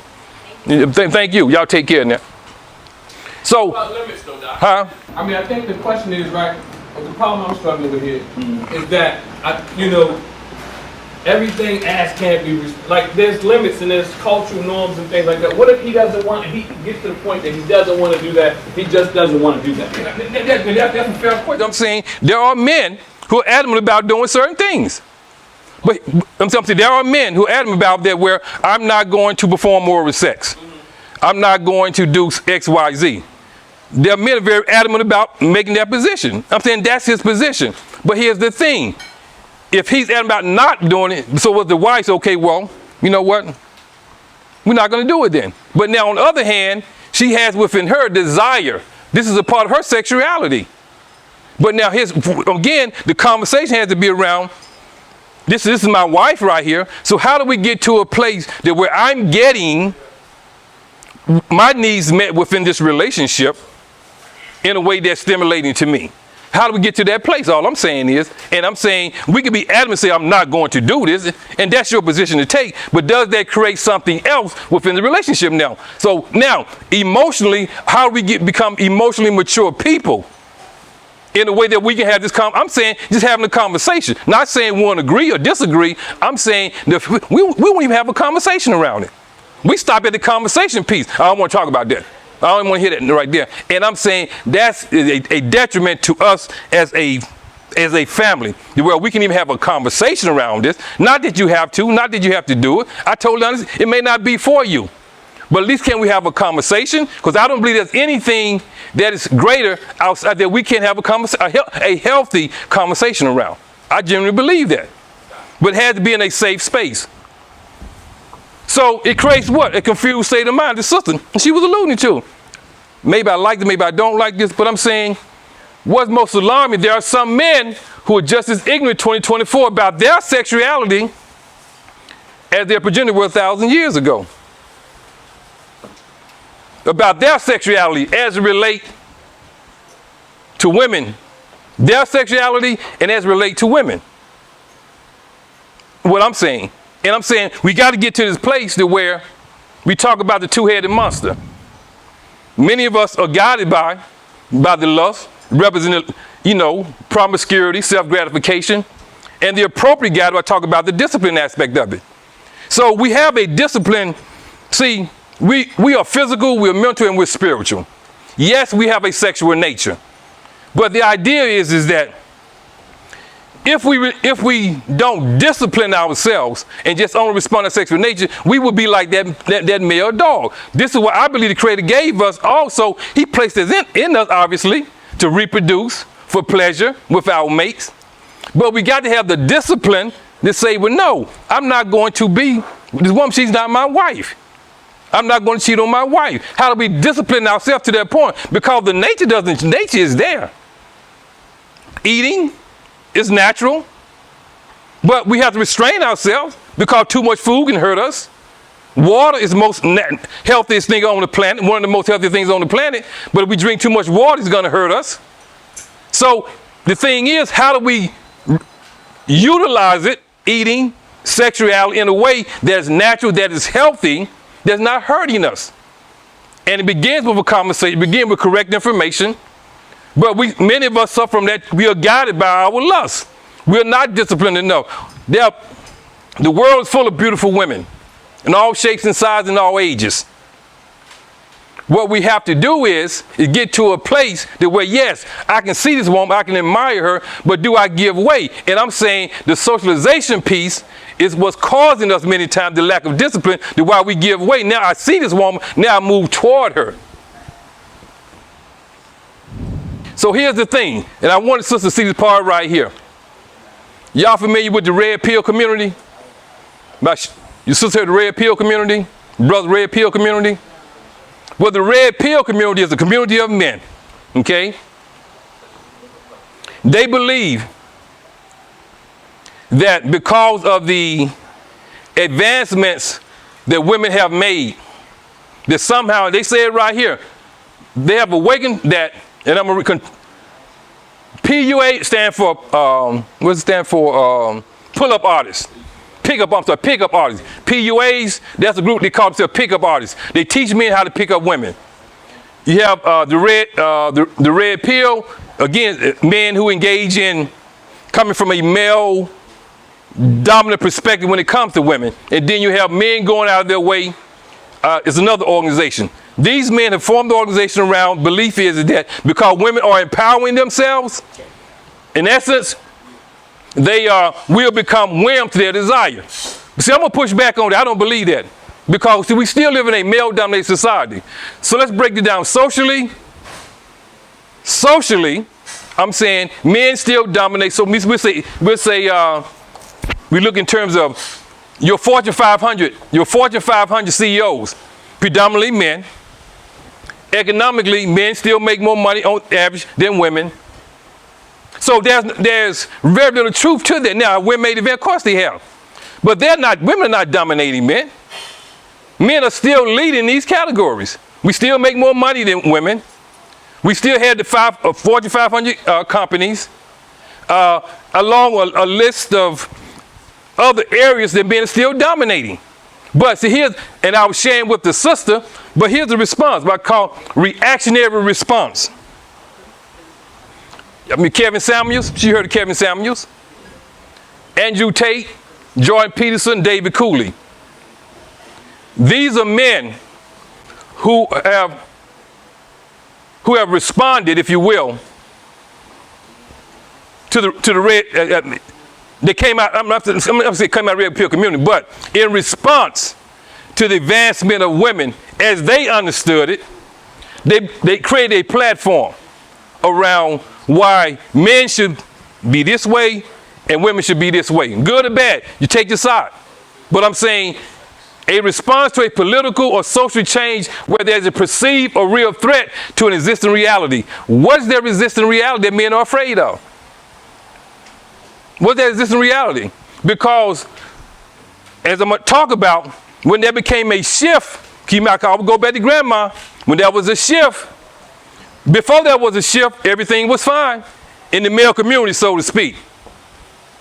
Women didn't have a voice, women didn't have to make their own money, and women did not have control of their sexuality for the most part. Men dominated that. Told the wife what to do, where she can go, when she can do it. Even 2024, the Supreme Court ruled, they banned abortion, reproductive rights. In 2024, women still, they don't have control over their body in the way that they should. In 2024, those are still being made by men for the most part. Okay? So the red pill community, in my opinion, was a reactionary response to what? The genie out the bottle. This grandma. See, three things occurred that changed the game for women. Let's go back to grandma days. The labor and the market. That was a time women could not work. That was somewhere, for the most part, the women weren't even allowed to work or to vote. Black women always worked. The women began to push back on that. So because of war, that brought women to the labor market. Women have to work now because we got to support the war effort. Okay? So all of a sudden now, women are working now. But women say, well, no, wait a minute. I'm doing the same thing he's doing. He gets $1, you give me 50 cents. So economically, that was a pushback. So now today, men still makes more money than women on the average. I think man makes $1, the woman may make somewhere between 75 to 80% of the dollar. Economically, that was present. So Big Mama, her granddaughter and great-granddaughter never saw this right here. But not the Big Mama didn't want her own money, but the environment, the culture did not produce that or create that for her. It came later on, economically. So now my sisters, my mother was born in 1920. My mother had a high school education. My sisters got master's degrees, professional school teachers. My father had a 4th grade education. So my sisters are earning money that my mother never was able to earn. But see, sexually, contraception, Big Mama, I hear my mother telling me stories about what contraceptive was, a plastic bag with Vaseline grease. They placed inside of themselves to stop the sperm. Homemade contraception. Contraception's only been around, as we have today, maybe 60 years, 65 years at the most. That changed the game. Big Mama was not going to take a chance and sleep with someone. Husband find out about it. Who's going to take care of her children? Baby girl, granddaughter, great-granddaughter, she can take that chance now. She has contraceptives. So she can sleep with her boy at the office. They can go out of town, D.C., Philadelphia, and be okay. And the husband never find out about it because she has contraception now. She don't have to worry about getting pregnant. So this changed the game, and my argument is the red pill community is a reaction to this right here. The labor market changing for women, the economic independence changing for women, and contraception changing for women. It changed the game. So what happened? Men have reduced their sexuality to the level of conquest, lust, decadence, vulgarity, and subordination. The game was changed. What happened was men happened. See, I want to talk a little bit about, I think it's very, very important. Now keep this in mind, ladies. And the Lord God formed man of the dust of the ground and breathed into his nostrils the breath of life, and man became a living soul. Y'all with me on that? Okay. How did he form woman? And the Lord God caused a deep sleep to fall upon Adam, and he slept, and he took one of his ribs and closed up the flesh instead thereof, and the rib which the Lord God has taken from man made he a woman and brought her unto the man. So your creation was different from mine. God fashioned me out the dust of the earth with his own hands. But he took a rib out of me to make you. What I'm putting forth is that, and this is not to, like I say, I understand Christianity. I embrace Christianity. If I wasn't a Muslim, I could be a Christian. But what I'm saying, this is male patriarchy, saying that your creation was something different from his creation. That got man written all over, sisters. Man's written all over that right there. If you go back and read in the Bible, it talks about all of the creatures was formed of the dust. The woman is the only creature in the Bible whose creation is different from the beasts of the field. Man was made from the dust of the ground. The beast of the field was made from the dust of the ground. But the woman was made from the rib of man. Patriarchy, all written all over it. Because we know man wrote the Bible. Thousands of years ago. Why? For what reason? Control, subordination, and a whole other list of reasons why they was factored in. So now, if I'm being influenced by this in my socialization, how do I begin? I don't even value the same. Because what? And he brought her unto the man. So I made man from the dust. I breathed into his nostrils and he became a living soul. But I caused him to sleep. And I took a rib from his chest and I made the woman. And I'm saying we got to look at that. We have to be able to examine this historically, evolutionarily, genetically. And does it just make sense? Does it make sense? Spiritually, I understand the concept. If we don't understand symbolism, we're going to miss the point. But what I'm saying is, historically, we begin to examine this. This is not evolution. It don't work like that. So man's the only one upon the face of the earth. All the other creatures was created in pairs at the same time by God's own hand. If we believe this evolution came into being, I believe in science and I believe in the Creator. But something wrong with this picture right here when I read this right here. And this is what I'm saying. This laid the foundation for that patriarchal society that we're coming up in terms of how we begin to value women. Because your creation is different from mine. Man's sexual orientation has created what? A multitude of social challenges. Infidelity, fatherless children, unmarried men, forced abortion, children born out of wedlock, unwanted children, sexism, homosexuality, and misogyny. This came out of the behavior of man because man lacked understanding of who he is. Some men, not all men, some men. We created this right here. Man created this right here because our mindset. We got to own this. We got to own this right here. We created this right here. And the shame of it is that what we, in our creation, we have produced, unfortunately, among women who are thinking in many ways like characteristics of men. Meaning, I can go be with multiple men, as I talked about earlier. That's a characteristic of a man. Not that a woman can be with multiple men. I'm simply saying is there's a characteristic of a man to be with multiple women.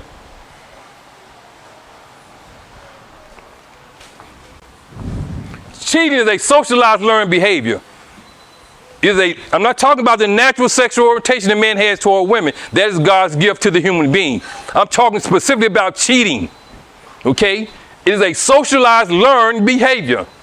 It's an aggression that assaults the inner spirit of both people. When you have cheated on someone, if you have a conscience, it's not going to sit well with you knowing that you lied to someone. My wife think I'm at Dr. Saul T-Net giving a presentation. I'm in Washington, D.C. with my girlfriend. I come home 8 o'clock tonight, 9 o'clock tonight, crawl up in the bed next to my wife and kiss my wife, even though I've just been with another woman. Come on, man, we do that. I did that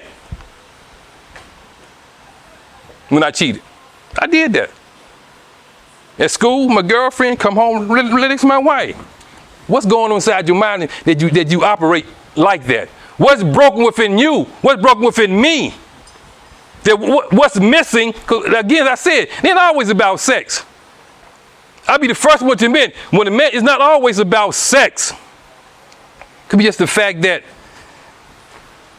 she looks at me differently than my wife looks at me. Now, if I'm at an emotionally immature place, I may respond to that differently as opposed to a mature place. So for me, I had to go look at myself. Ali, what you doing, man? Not only are you assaulting what's going on inside yourself,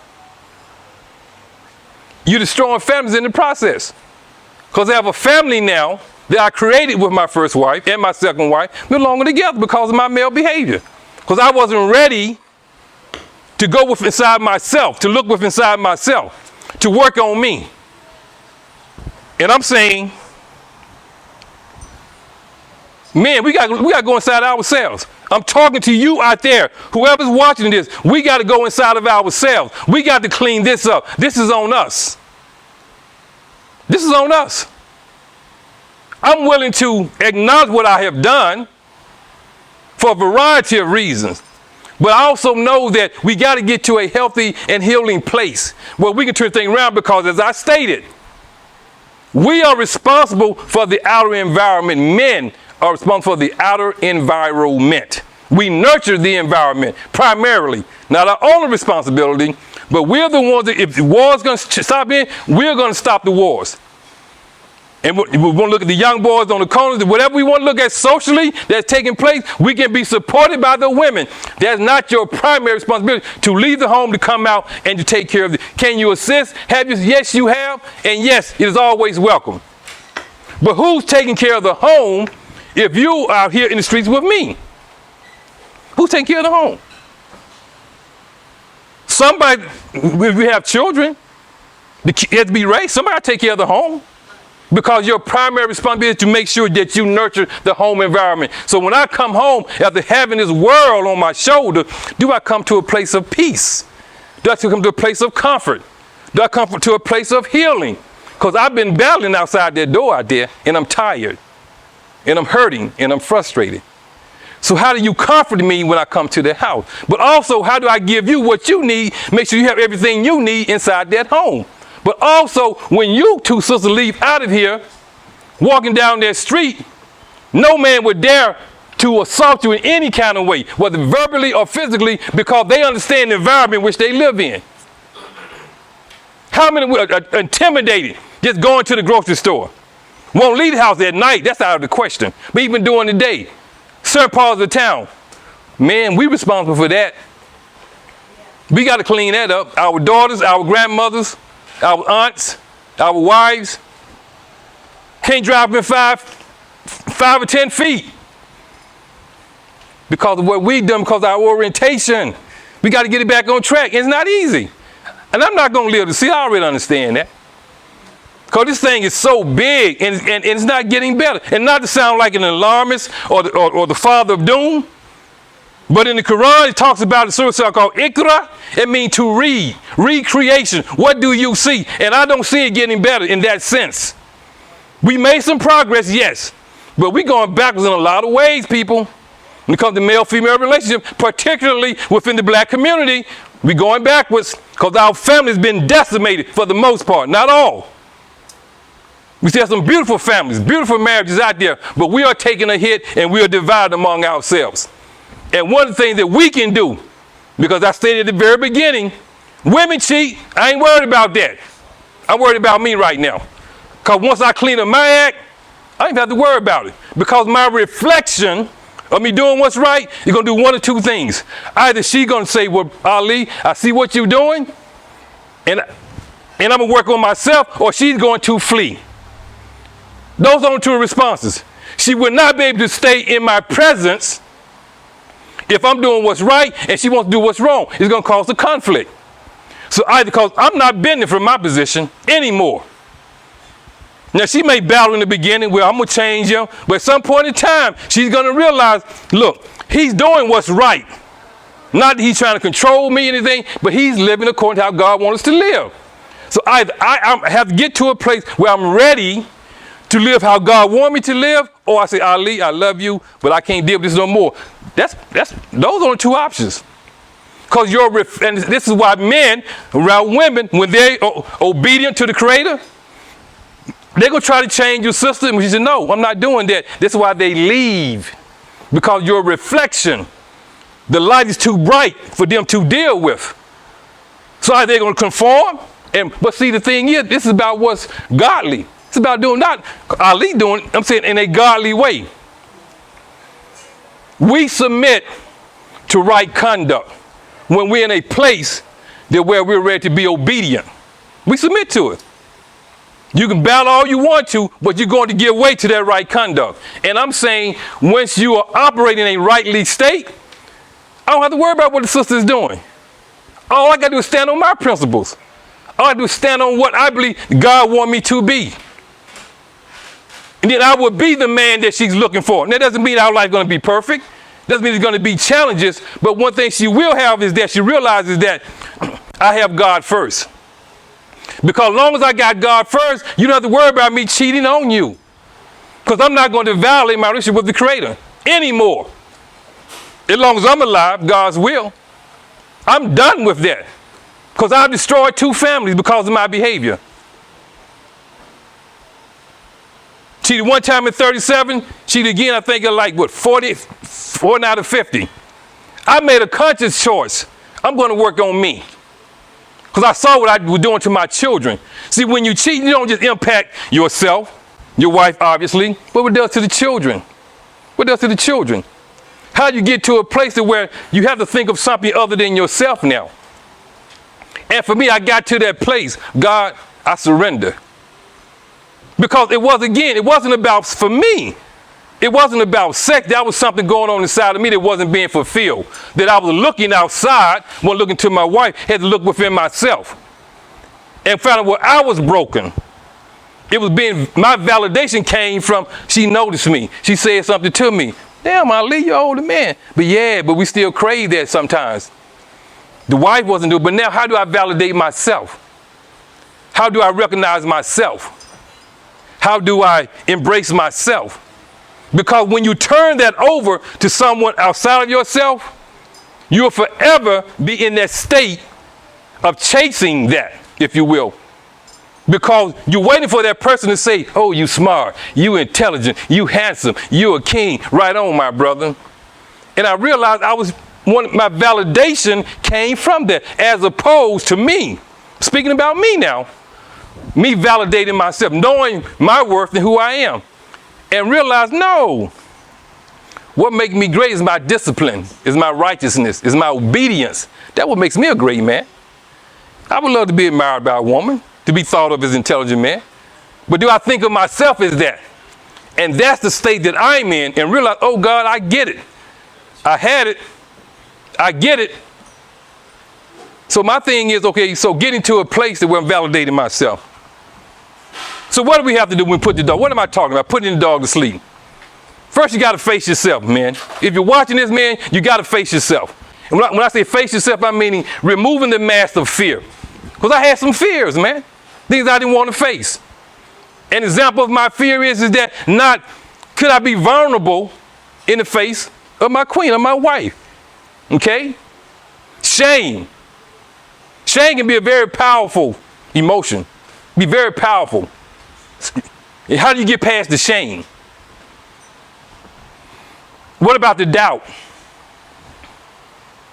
But then once you're able to face yourself, also purge. How do you purge your soul, your attitude? What's your attitudes?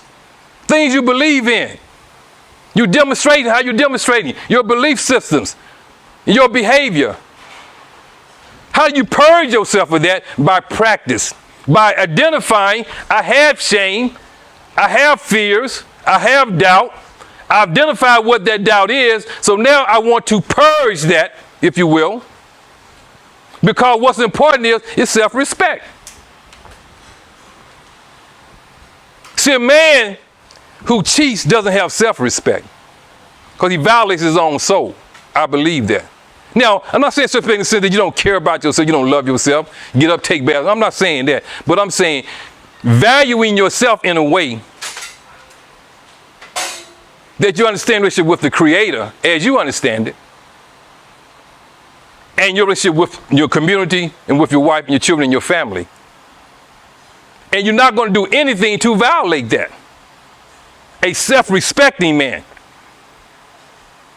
Now, we can operate in a way that we're not respecting ourselves. Not a bad person. It's just that you haven't evolved to a level where you understand what your role is. So I talk about self-respect. It's not a judgment. I'm simply saying is, how do I get to a place where I understand now what my role is as a man, as a husband, as a provider? And I'm honoring that because for me, it comes through my relationship with my Creator. So putting your dog to sleep is a conscious choice for me to save my soul. It starts with me. Because I stated earlier, once I make God first in my life, My wife don't have to worry about me cheating. My kids don't worry about me abandoning them because I'm not going to violate my relationship with the Creator. Because I know the Creator holds me accountable for my actions. My life, my death, my success come through the Creator. So if I violate that, I'm violating my covenant I have with the Creator that I've made. Oh Allah, I humble myself, submit my will unto you, and live according to this way. I wasn't there early on in my journey, Brother Dr. Saul alluded to. There was levels to this. There's levels to it. We all not in the same place. In the Quran, it says, and among his signs is that he created for you mates from among yourselves. That we all got our own mates. Black man and black woman, white man and white woman, Chinese man and Chinese woman. Why is that so important? Because the essence of who you are, have someone I can relate to my sister. We come from the same essence. You're my mate. You know, on a superficial level, on a very modest level is that we can produce a black child. That may be important to us. They are children of Africans. You're my mate. Can I mate with other women? Of course I can. But I have mates from among myself. But does it just stop with producing children? You understand our journey, our struggles, our idiosyncrasies, our personalities. We understand that from each other. When we are in tune with one another, we understand this. So it's not creating mates from among yourself. Can I marry outside? Sure I can. But I have a mate from among myself. To dwell in what? Tranquility, meaning peace. Are we at peace?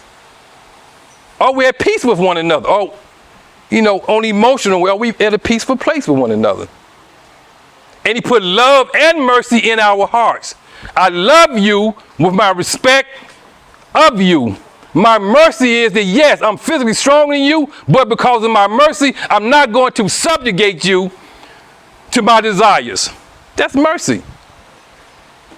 I know I can force you to do whatever I want because I'm physically stronger than you. This is why I have a little daughter.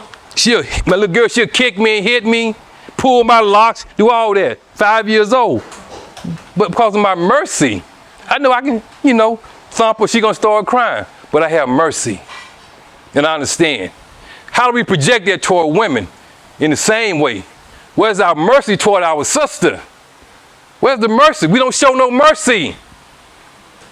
We desecrate them. We rape them. We abuse them. We violate them. That's not mercy. Because we can. And he places, and it says what? Verily, in that are signs for those who reflect. We have to begin to reflect in our thinking and understand what's been left for us. The true intent of man's sexuality is to create, to complement. What is to complement?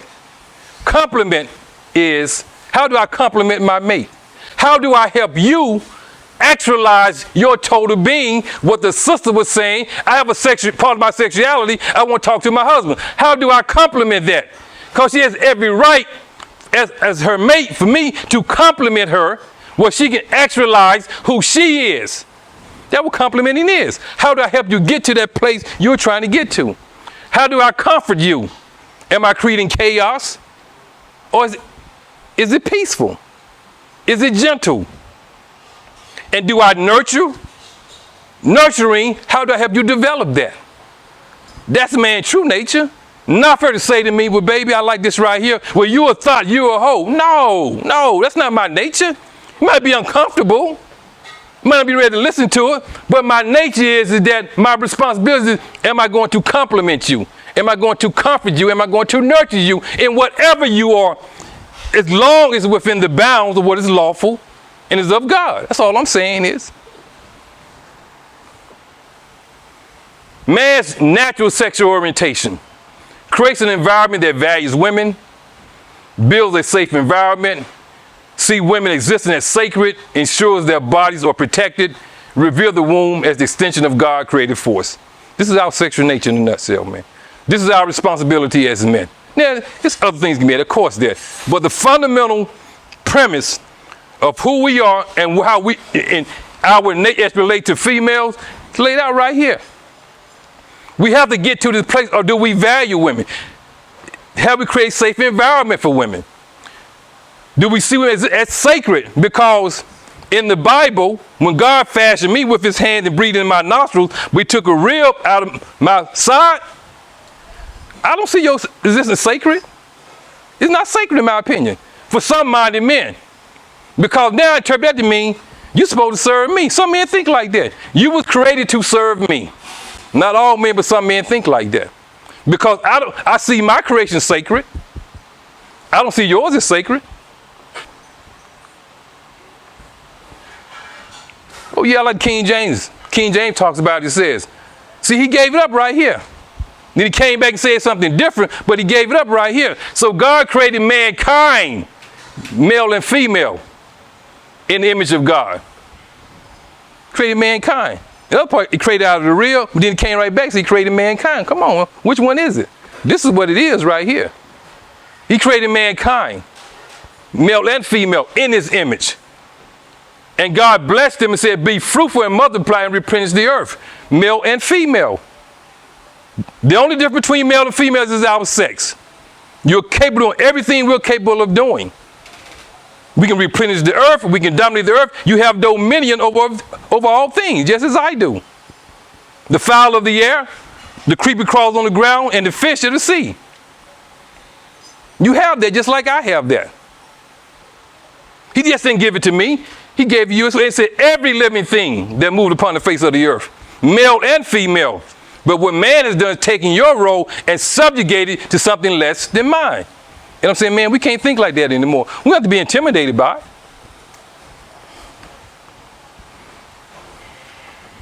Cheating is an ungodly, willful, intentional act of betrayal. Okay? A betrayal of a sacred and mutual trust, a deliberate abandonment of right conduct. A deliberate abandonment of right conduct, and a promotion of falsehood. It promotes falsehood. It simply promotes falsehood. It's a reckless behavior that leads you astray, a violation of one's very own soul. Cheating is. Allah says, verily, God does not change the condition of a people unless they change what is within themselves. It starts from within. You got to go within. For me, it's going within. When I change what's going on inside of me, then I can change my outer environment. But it's not going to get right. What we see, what's reflecting out there, is because what's reflecting in here. It's law of nature. You plant an apple seed, the apple tree going to grow. We can't say, well, we want what's right, and our environment is chaotic. Now, something wrong with that picture, man. That defies our law of nature. If we're right on the inside, the outside is going to be right.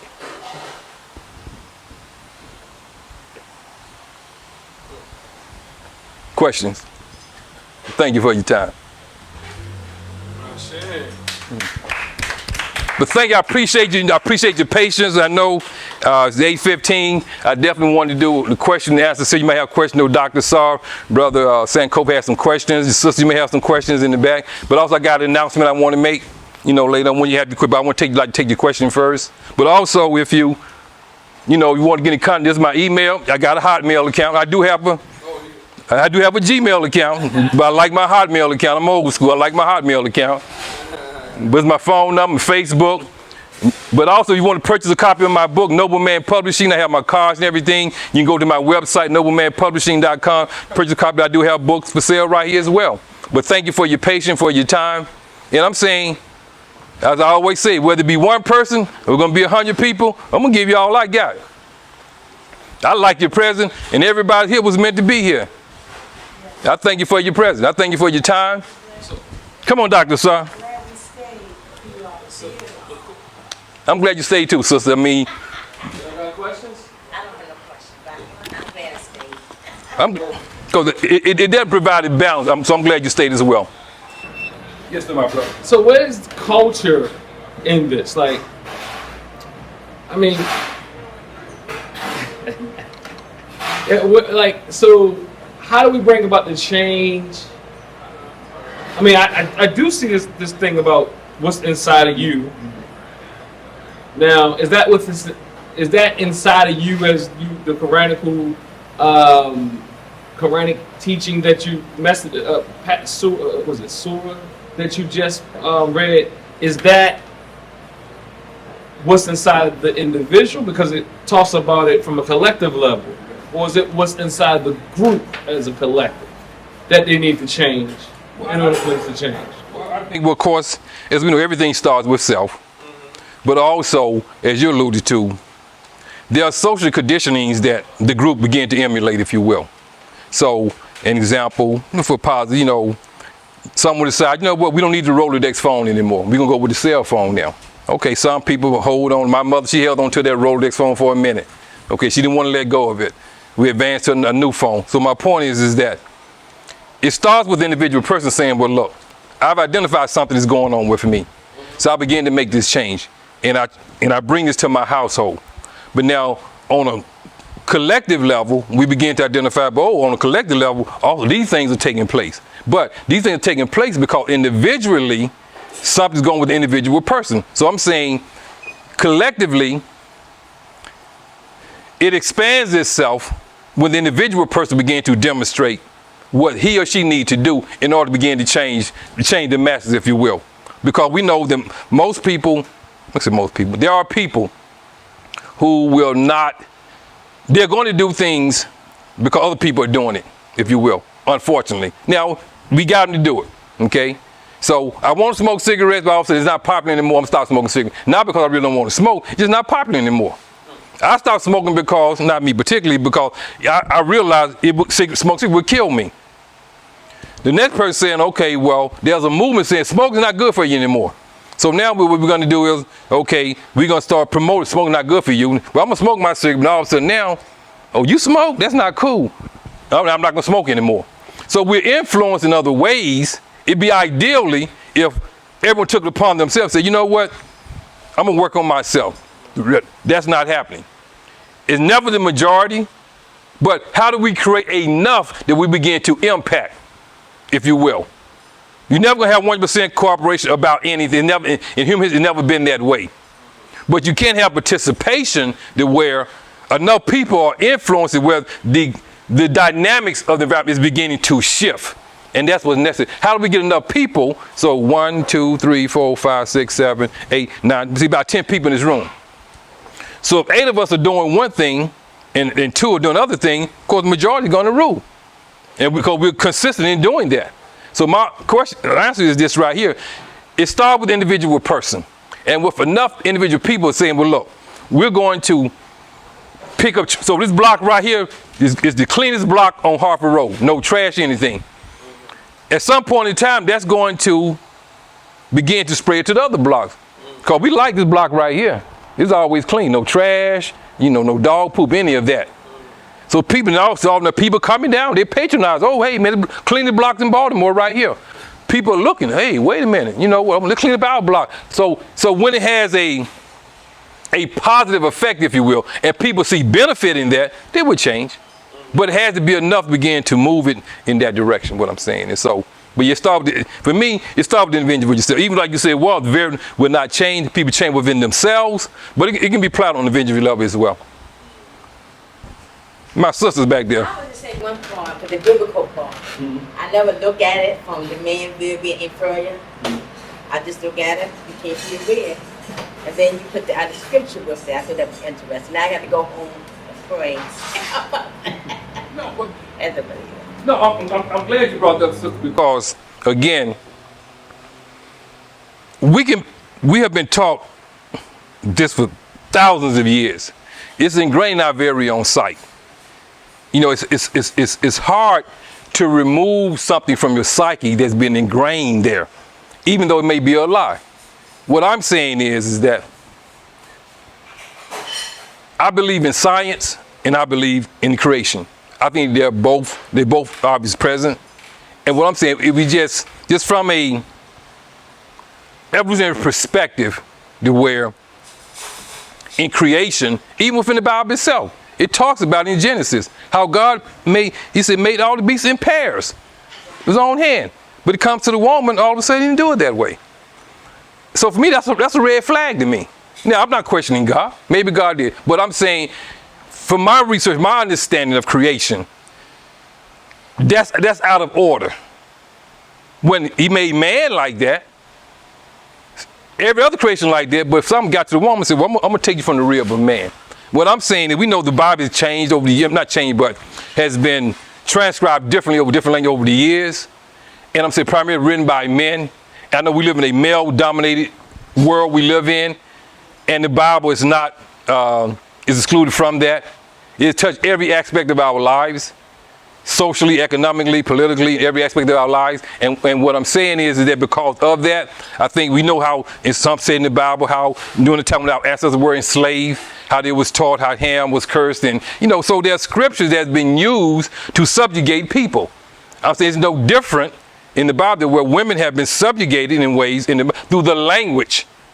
Then men have taken it, and I'm saying it has shaped their values as relate to women. I'm superior. Submit to me. He's like, well, even women are saying now, I want a man that, this is a new phenomenon. The language is changing, meaning that maybe I'm hearing it late, but the word I'm hearing now is a man to lead me, a man to lead me. The other word was submission. So I'm hearing these words now, but what do they really mean? I want a man to lead me. And I'm saying, so I'm listening, and it's quite frequently, at least you to social media. So my thing is, how do we get to a place, me and my queen, me and my wife, that where we both have things that we bring to the relationship? Now, I understand as a male that my responsibility for my family and of the household. I want to be able to, I think saying is that in leading, that I'm going to demonstrate in my behavior that I'm a man of God, and I have the character that where I can be a great provider, and I can be a leader in the sense that I'm going to demonstrate a safe and healthy way of life. Not a problem. I'm with that. But the way it's being framed many times, I'm just a little concerned about how, it's fashionable to say. But what are you really saying? I want a man to lead me. Because, well, if he's a leader, I'll follow him.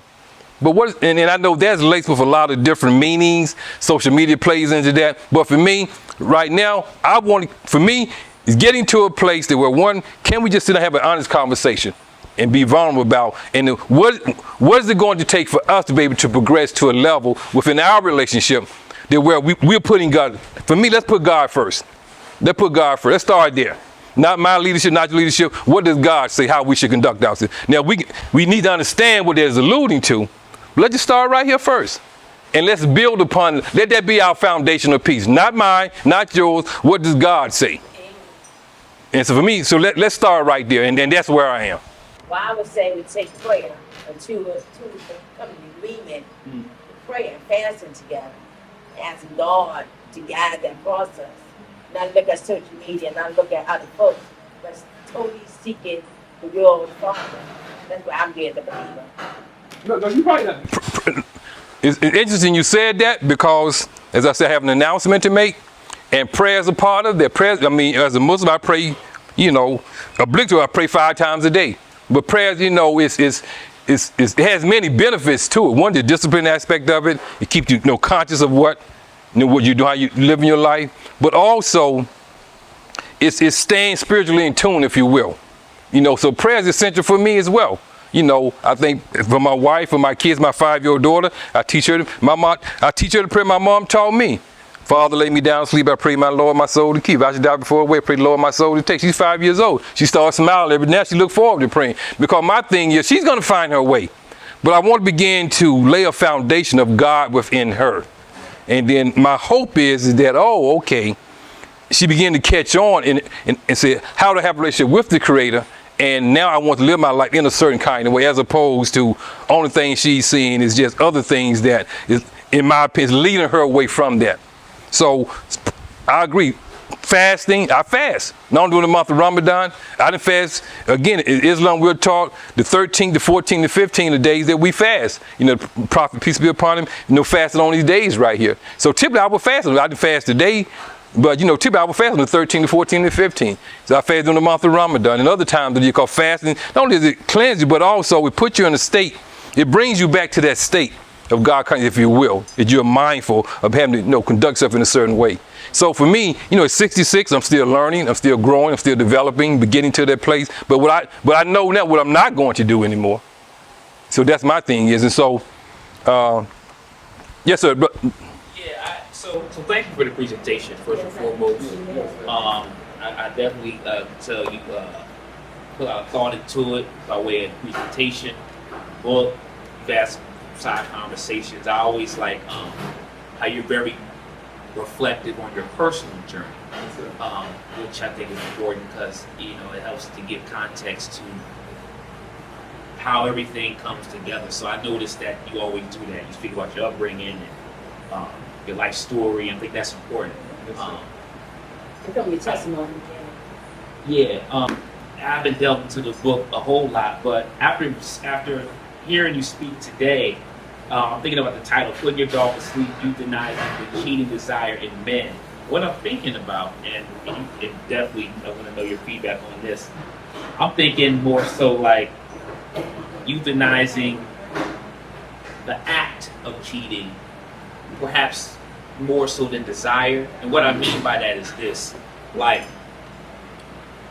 so I know you mentioned when you're with your partner, conversation is important, dialogue, Yes, sir. Healthy exchange, and then being vulnerable with each other, willing to try new things and all those types of things. But then, what if perhaps, what if with all of that, it gets to a point in the relationship where it's like, okay, well, you know what? This might just be what it is. Because I think that oftentimes it's kind of romanticized, like, well, everybody should get their needs. Everybody can eventually get to the point where their needs are going to be met. I think it's a beautiful thing to get to, and I would suggest striving towards that. But I think, and I don't know, there's people in the room who've been together longer than me, and I don't have a desire to cheat. I'm just speaking about the broader conversation. There may be some times where you may have to make some sacrifices, and your spouse or your person, they may just not be with certain things, or you may not be with certain things. So the desire might still be there to perhaps get what you're not getting, but the act. And I missed one of the slides that you had up there earlier. I hate I missed it too. I was back to get food. You was talking about what exactly is cheating.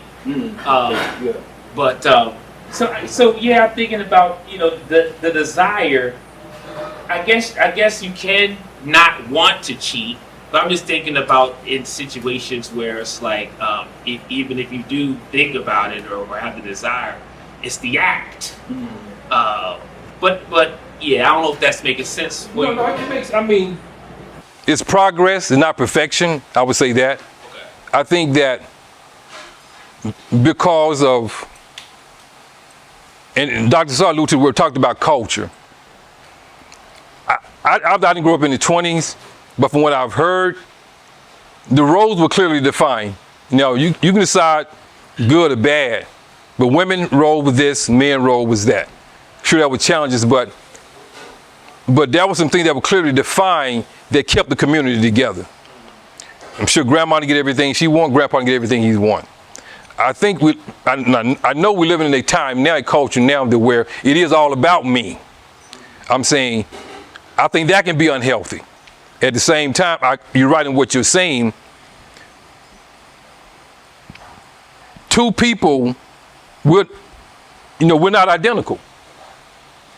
But how do we get, what becomes the staple of our relationship? What is it that we value the most?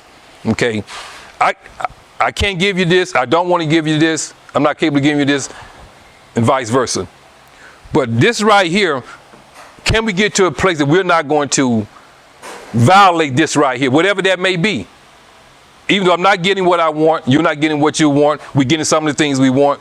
But how do we get to a place that this is going to be sacred? And we're going to commit to that.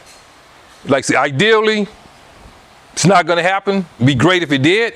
But again, it's about progress and not perfection. So but the thing is, how do we continue to move to a place where we come close to getting what we want? We may miss the mark, but we can say, well, hey, man, you know, them 25 years, them 30 years we've been together, you know, hey, you know, we high-five one another. We did our thing, man. It wasn't perfect, but, you know, I'm okay. I can live with that. I can live with that. So for me, it's about striving. I think, not to keep his word think, but we're capable of having a healthy relationship, obviously, a working relationship, a relationship that allow us to continue to grow and to develop in that relationship. And I'm saying, and we should. There are going to be challenges. There are going to be disagreements. All those things are going to occur because we're two different personalities.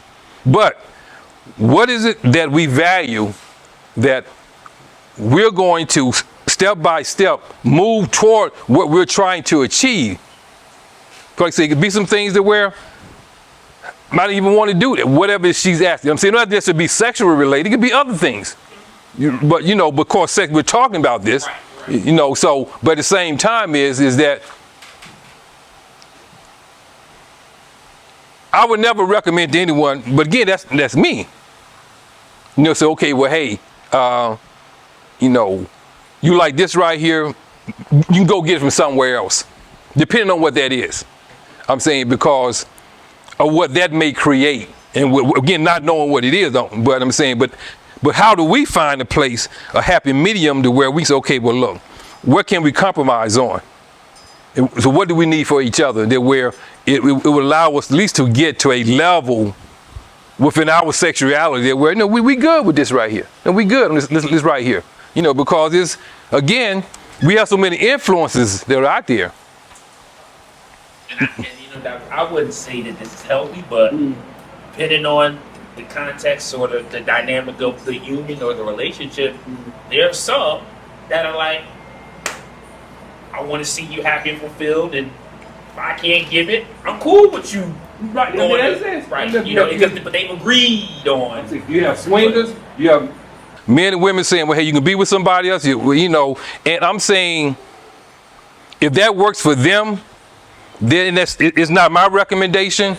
But if they're in that state of mind that where, hey, you know, it's okay for you to be with another man, it's okay for you to be with another woman, and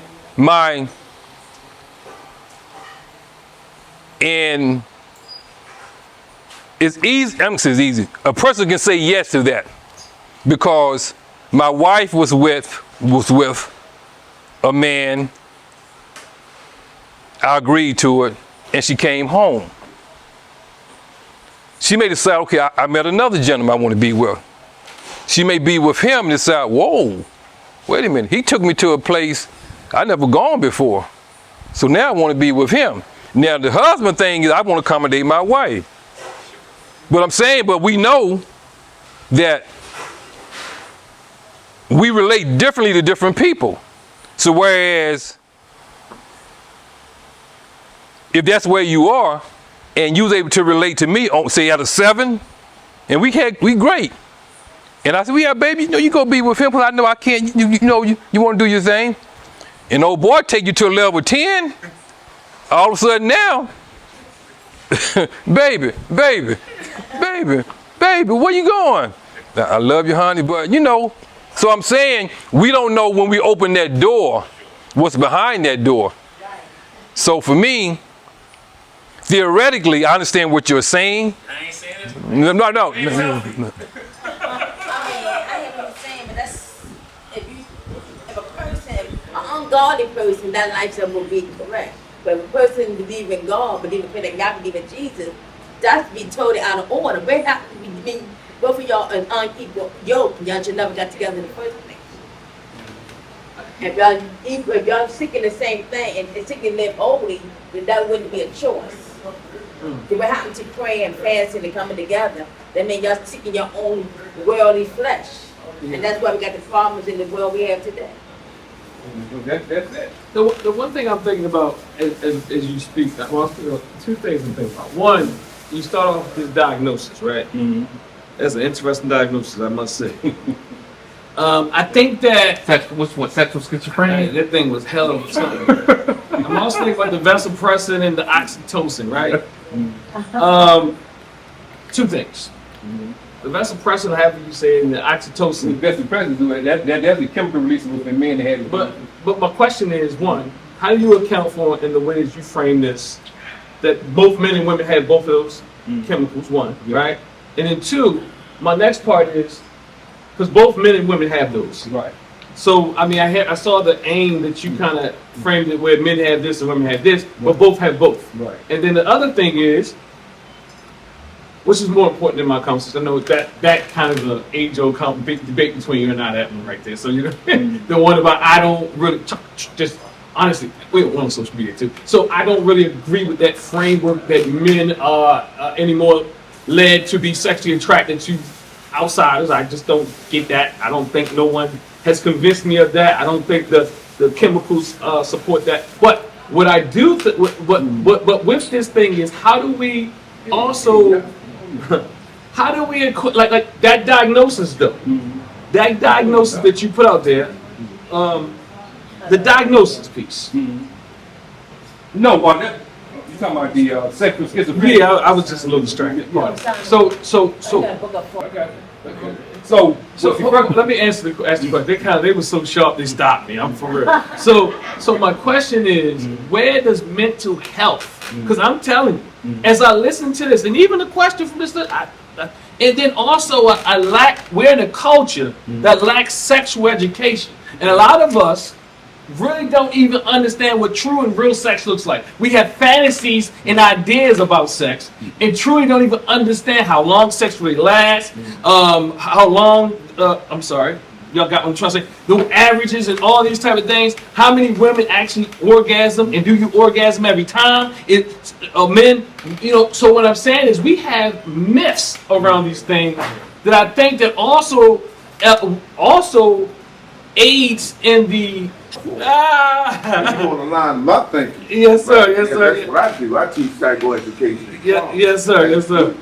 So how do we equate for the lack of education? I think that's a missing piece here. Let me just say that. First and foremost, we don't even understand what sex is because we live in a fantasy world, and that goes back to that idea of culture, right? Or the lack of culture. And then the other piece is the other part is, how do we equate for the trauma and actually the over sexualized nature that a lot of us have? Because one in 4 black women or 1 in 3 black women, we're talking about, I saw a lot of blacks last, so I'm gonna say black in this case. So 1 in 4 black women are sexually violated. And so even in men at a high level as well, especially black men. So we have even sexual cravings, and we've learned to cope with sex, and we have become over-sexualized. So hence then it goes back to what Brother Sankofa said, even to what the sister said, and even to what I said, that we start asking for things that, so when does discipline and control, anyway, I'm going to stop there because Sankofa asked that question. And so, You're going to build off that. I'm going to build off it, and I'm going to get these is an example. I needed fill in the blank such times a day. Yes. Now he's 7 times. Right now. Not exactly. Now that's what such and such part say. The other part, I'm tired. I'm working all day. I just can't give you that. In fact, we do it. I might not even be able to last as long as you. So now it's like, oh well, okay then. Man, now the mind is thinking about some other candidates who might could fulfill that. Yeah. So I'm using it as an example, but like these are some of the things that made it. So that's why I'm like, well, hey, I mean, to kill that desire, that seems like a. Go ahead. But I got what you were saying earlier, though. This is T-Nat, something like the Oxford thing that Terrence Howard was on. This T-Nat version. Here's the thing. The book is about cheating. Cheating is a learned behavior. There's nothing in you genetically that is a disposition that you naturally cheat. That's a learned behavior. Sex, for men, is a natural behavior. That's why I framed from the very beginning. I said socialization. I said what's natural and what we've been socialized. The socialization piece is what you all are speaking of, what we've been socialized to think, and socializing is what we think and how we behave. And that's what socializing is. How we socialize to think a certain way, how we're socialized to behave a certain way. Okay? The last slide, I said, God said what? I put a love and mercy between your heart.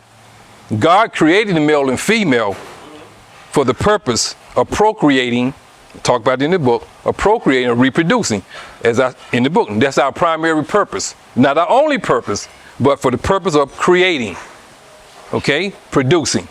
We as men have taken it, it goes into the socialization piece. I talked about the patriarchal society.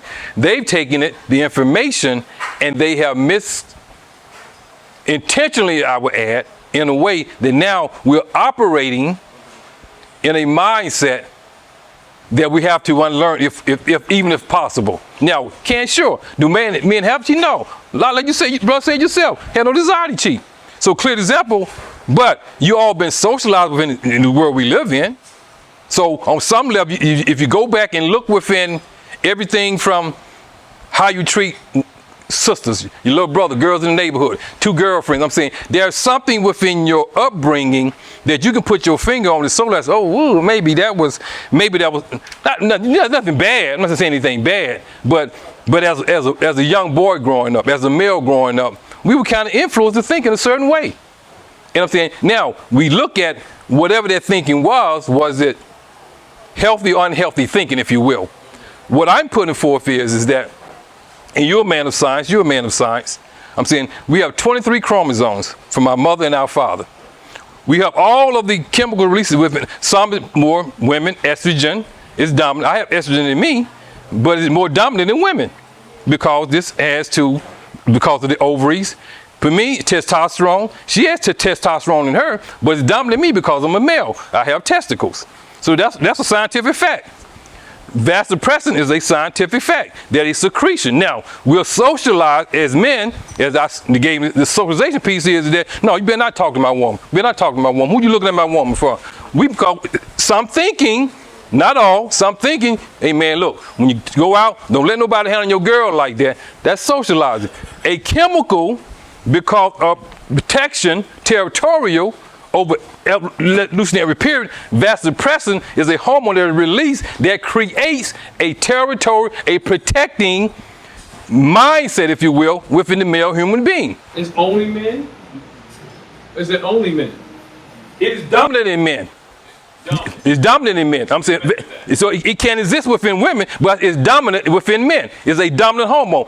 Oxytocin, again, with women, it's released, it's dominant in women, meaning because of what? Because of mother-infant bonding. This is why women it's hard for women that when they sleep with a man, all of a sudden, initially she may get into a conversation, 3 months, however long it takes, then she be with him. She forms a relationship with the guy, then she sleep with him.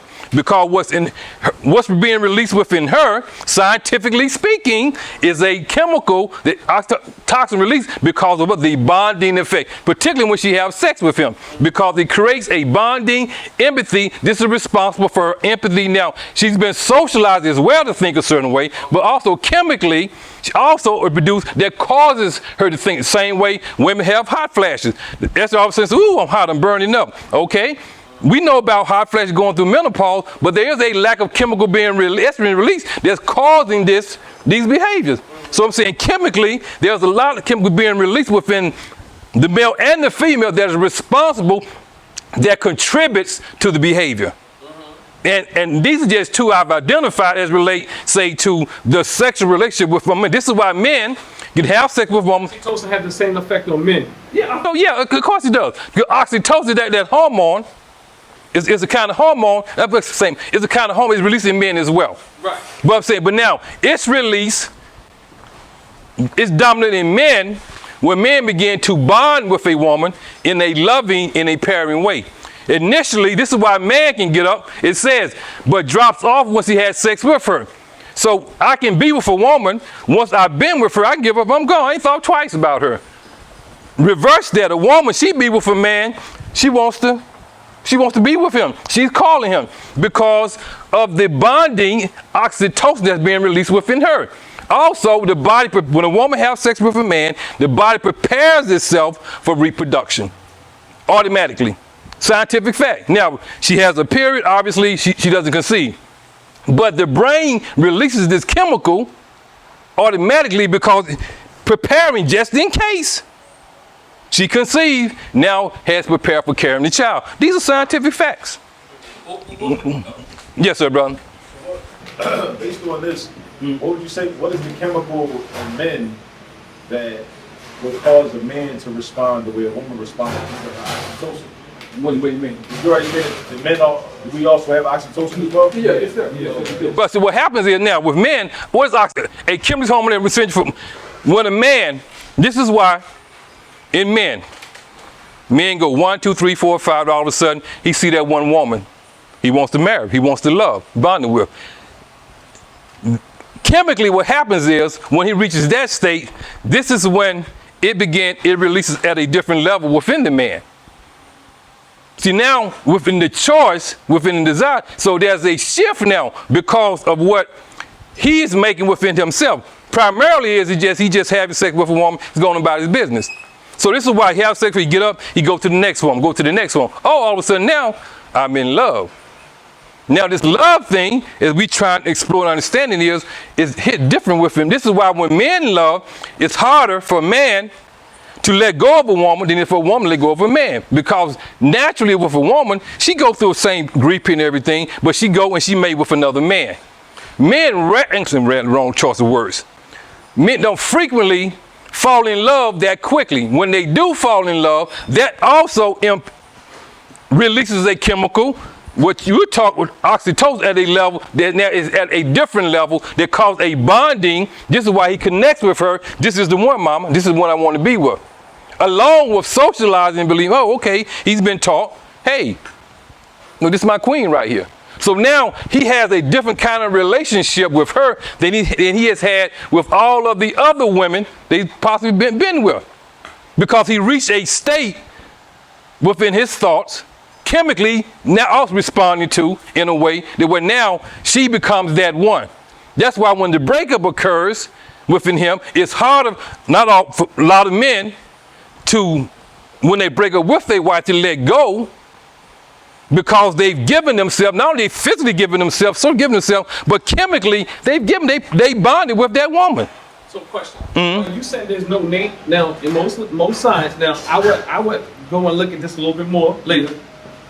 If you can give me a source, but if not, I can look at myself. But also, I'm also curious to this idea of, typically in science, there's this nature versus nurture debate. And I'm wondering in this, and I've looked at a lot of things,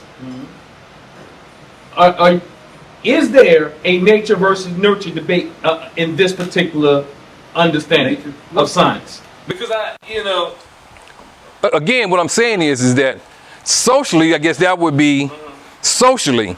Nurture. We have been conditioned to think a certain way. What is nurture? Yes. I'm saying scientifically, we also respond a certain way scientifically. So chemically. Chemically, we respond a certain way. Right. It has nothing to do, man didn't create that. Nature, God, universe, however you want to define it. God put this in a human being. Okay, these chemicals, these hormones that we have within us as human beings, this is in our genetic makeup, our biochemical makeup. Had nothing to do with man. The same thing as you know, that when we become, what is the word? We faced with trauma, we go through a fight, flight, freeze response. We know what takes place within, what's being secreted within the brain. What now all of a sudden now, you know, in the fight, flight, freeze type response. So a chemical reaction as well as a social reaction. So I'm saying it's safe to say that we operate socially a certain way, and chemically we operate a certain way, and many times we are being influenced chemically in a way that we not realize the influence of our social behavior. Because we're not aware that even though, yes, I'm protected of my wife because in the neighborhood I grew up in, as a man, I was taught that, protect your queen, man. But also I'm finding years later that there's a chemical hormone in my brain that's released also, that's released that also plays a part in me being territorial. Vice versa, that's what I'm saying. So sometimes, now I'm saying, is it fleshed out? As simple as that. Or is there a nature versus nurture debate, which is typical in science? Because I'm saying, is there another perspective about this where some are saying the nature is causing the nurturing is a result of the nature, is impacting the nature, and some are leaning more the nature is impacting the nurture. As you know, as well as I know, there's always an argument on the other side for all things, scientifically speaking. So I'm sure that I haven't seen a base saying, I'm not saying it doesn't exist. I'm saying I have not read or seen a debate that we're speaking to what you're talking about. I'm not saying it doesn't exist. I have not read that, but I'm sure that it is. But what I'm saying is that whether there's a debate or not, I'm saying this is scientifically, facts right here in terms of what chemicals being released within the male, within the female. That's the point I'm making, and contributes to our behavior in a way that we didn't always understand, as well as socially why we do certain things. Right. And the other side of that would be then, if what's typical in science is that our nurturing, our culture, our socialization impacts how the chemicals operate as well. Yeah, I think I see where you're going. And I think that, so now we're talking about adaptation. No, we're talking about an adaptation of things, because there's a genetic makeup, then there's an adaptation. So in the adaptation, we can adapt to our environment in a certain way that potentially that evolutionary spirit over a period of time will begin to, it becomes, for instance, like we say, evolutionary speaking, the beaver, he builds a dam. Or the giraffe neck is long. So that was an adaptation. Genetically, but over a period of time, they adapted to an environment that prescribed within their DNA, if you will, for them to respond a certain way. So we can adapt. Genetically, we can begin to function, say, for the next 400 years in a certain way, and then will that alter our brain in a way that where now it become a part of our biochemical makeup. Right, but I'm not even saying as long as evolution, because that's a long process. What I'm like, give me another example, would be more like epigenetics, right? Yeah. Whereas your environment can definitely turn on certain markers within your genome, right? So if you're not in this environment, then these markers will not be, let's say, turned on for lack of So I think it might be a nature versus nurture debate. I'm really curious about it. I wonder if there's a nature versus nurture debate, because I know this is an argument in general, whether what men are led to do sexually by nature and what women are sexually led to do by nature, and then versus nurture. So I'm curious to find out more. I think it's both. I think that there are some things that take place within the male and the female that dictates. How they respond sexually. I think also socially, or they're nurtured to respond a certain way. So I'm thinking we can't. Chemically, obviously it's there, because we talk about the testosterone, the estrogen, the menopause, what men go through. Men at a certain age that when they has lack of progesterone, and he's not sexually active. So I'm saying chemically, our bodies respond to certain, but chemically our body, whether I'm gonna get old, if I live in a cave, I'm gonna get old. That's just the fact of life. I can stay in the cave for 60 years, I'm gonna get old. Now, my environment say, in that cave, my world is just that cave. And everything operates within that cave. But certain things are gonna happen in that cave, whether I step outside the cave now, I'm gonna get old, I'm gonna go to, certain natural things are gonna take place. So it's gonna happen in the cave. Now, as people come inside the cave with me, I'm exposed to them. Oh, okay, you're right on the wall with this stone right here. So now my environment is stimulating something different. But there are certain natural functions that's going to take place. Chemically speaking, that's going to happen whether you stay in the house all you want to. But certain things are going to happen. You're going to desire. You're going to go through puberty. Young girl, 13, never been outside the home, raising a convent, raising a religious community. But also now she has desires. Don't have television. The Amish don't have television. Don't have telephones for the most part. She's 13. All of a sudden now she's feeling a certain kind of way.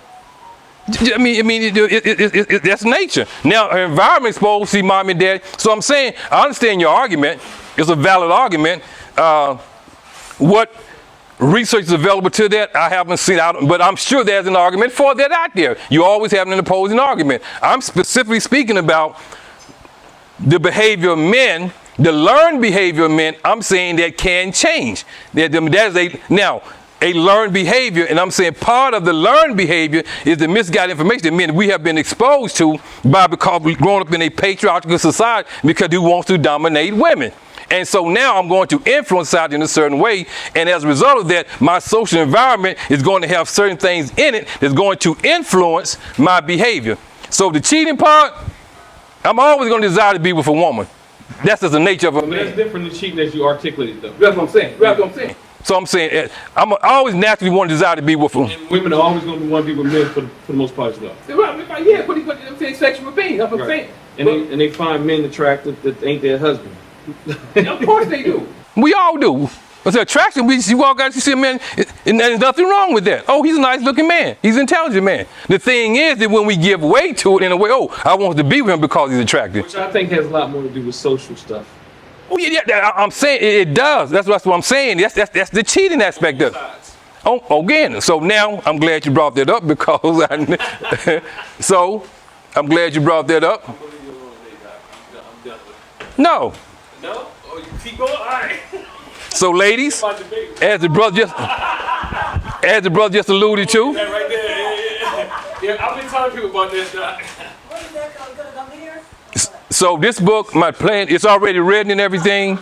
It's got to do the editing piece. I plan to have everything up and running by September. But this is, as you stated, Feeding Your Cat, a woman's guide to healthy sexual intimacy. It's a bookend of putting your dog to sleep. For me. So I'm saying,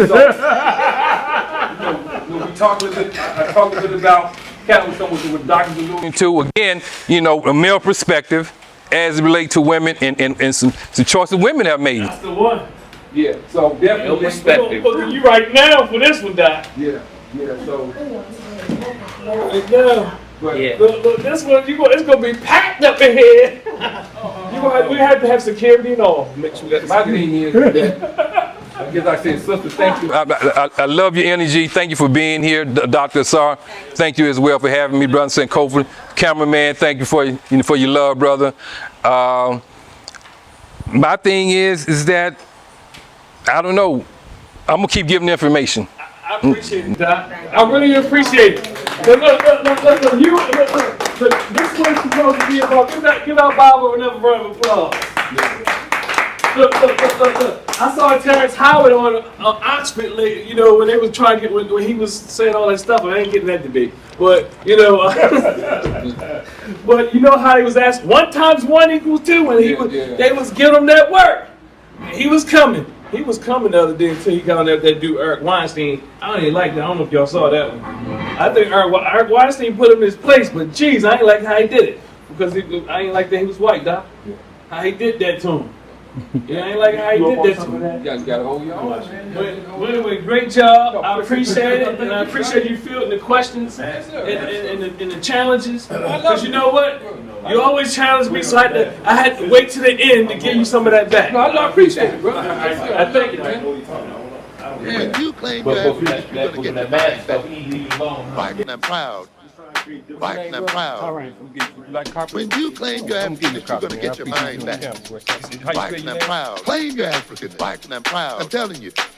When you claim your happiness, you're going to get your mind back. Black and I'm proud. Claim your African. Black and I'm proud. I'm telling you. When you claim your happiness, you're going to get your mind back. Black and I'm proud. Claim your African. Black and I'm proud. I'm telling you. Become a part of it. Embrace it. Become a part of it. Embrace it. Become a part of it. Embrace it. Become a part of it. Embrace it. When you claim your Africanness, you're going to get your mind back. Black and I'm proud. Claim your African. Black and I'm proud. I'm telling you. When you claim your Africanness, you're going to get your mind back. Black and I'm proud. Claim your African. Black and I'm proud. I'm telling you. I'm proud. You're going to get your mind back. When you claim your African, you're going to get your mind back. Black and I'm proud. Black and I'm proud. Claim your African. Black and I'm proud. I'm telling you.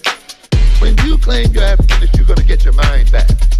Black and I'm proud. Claim your African. Black and I'm proud. I'm telling you. When you claim your Africanness, you're going to get your mind back. Black and I'm proud.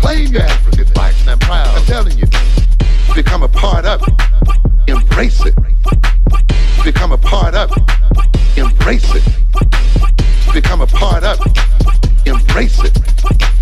Become a part of it. Embrace it. When you claim your Africanness, you're gonna get your mind back. Black and I'm proud. Claim your Africanness. Black and I'm proud. I'm telling you. When you claim your Africanness, you're gonna get your mind back. Black and I'm proud. Claim your Africanness. Black and I'm proud. I'm telling you.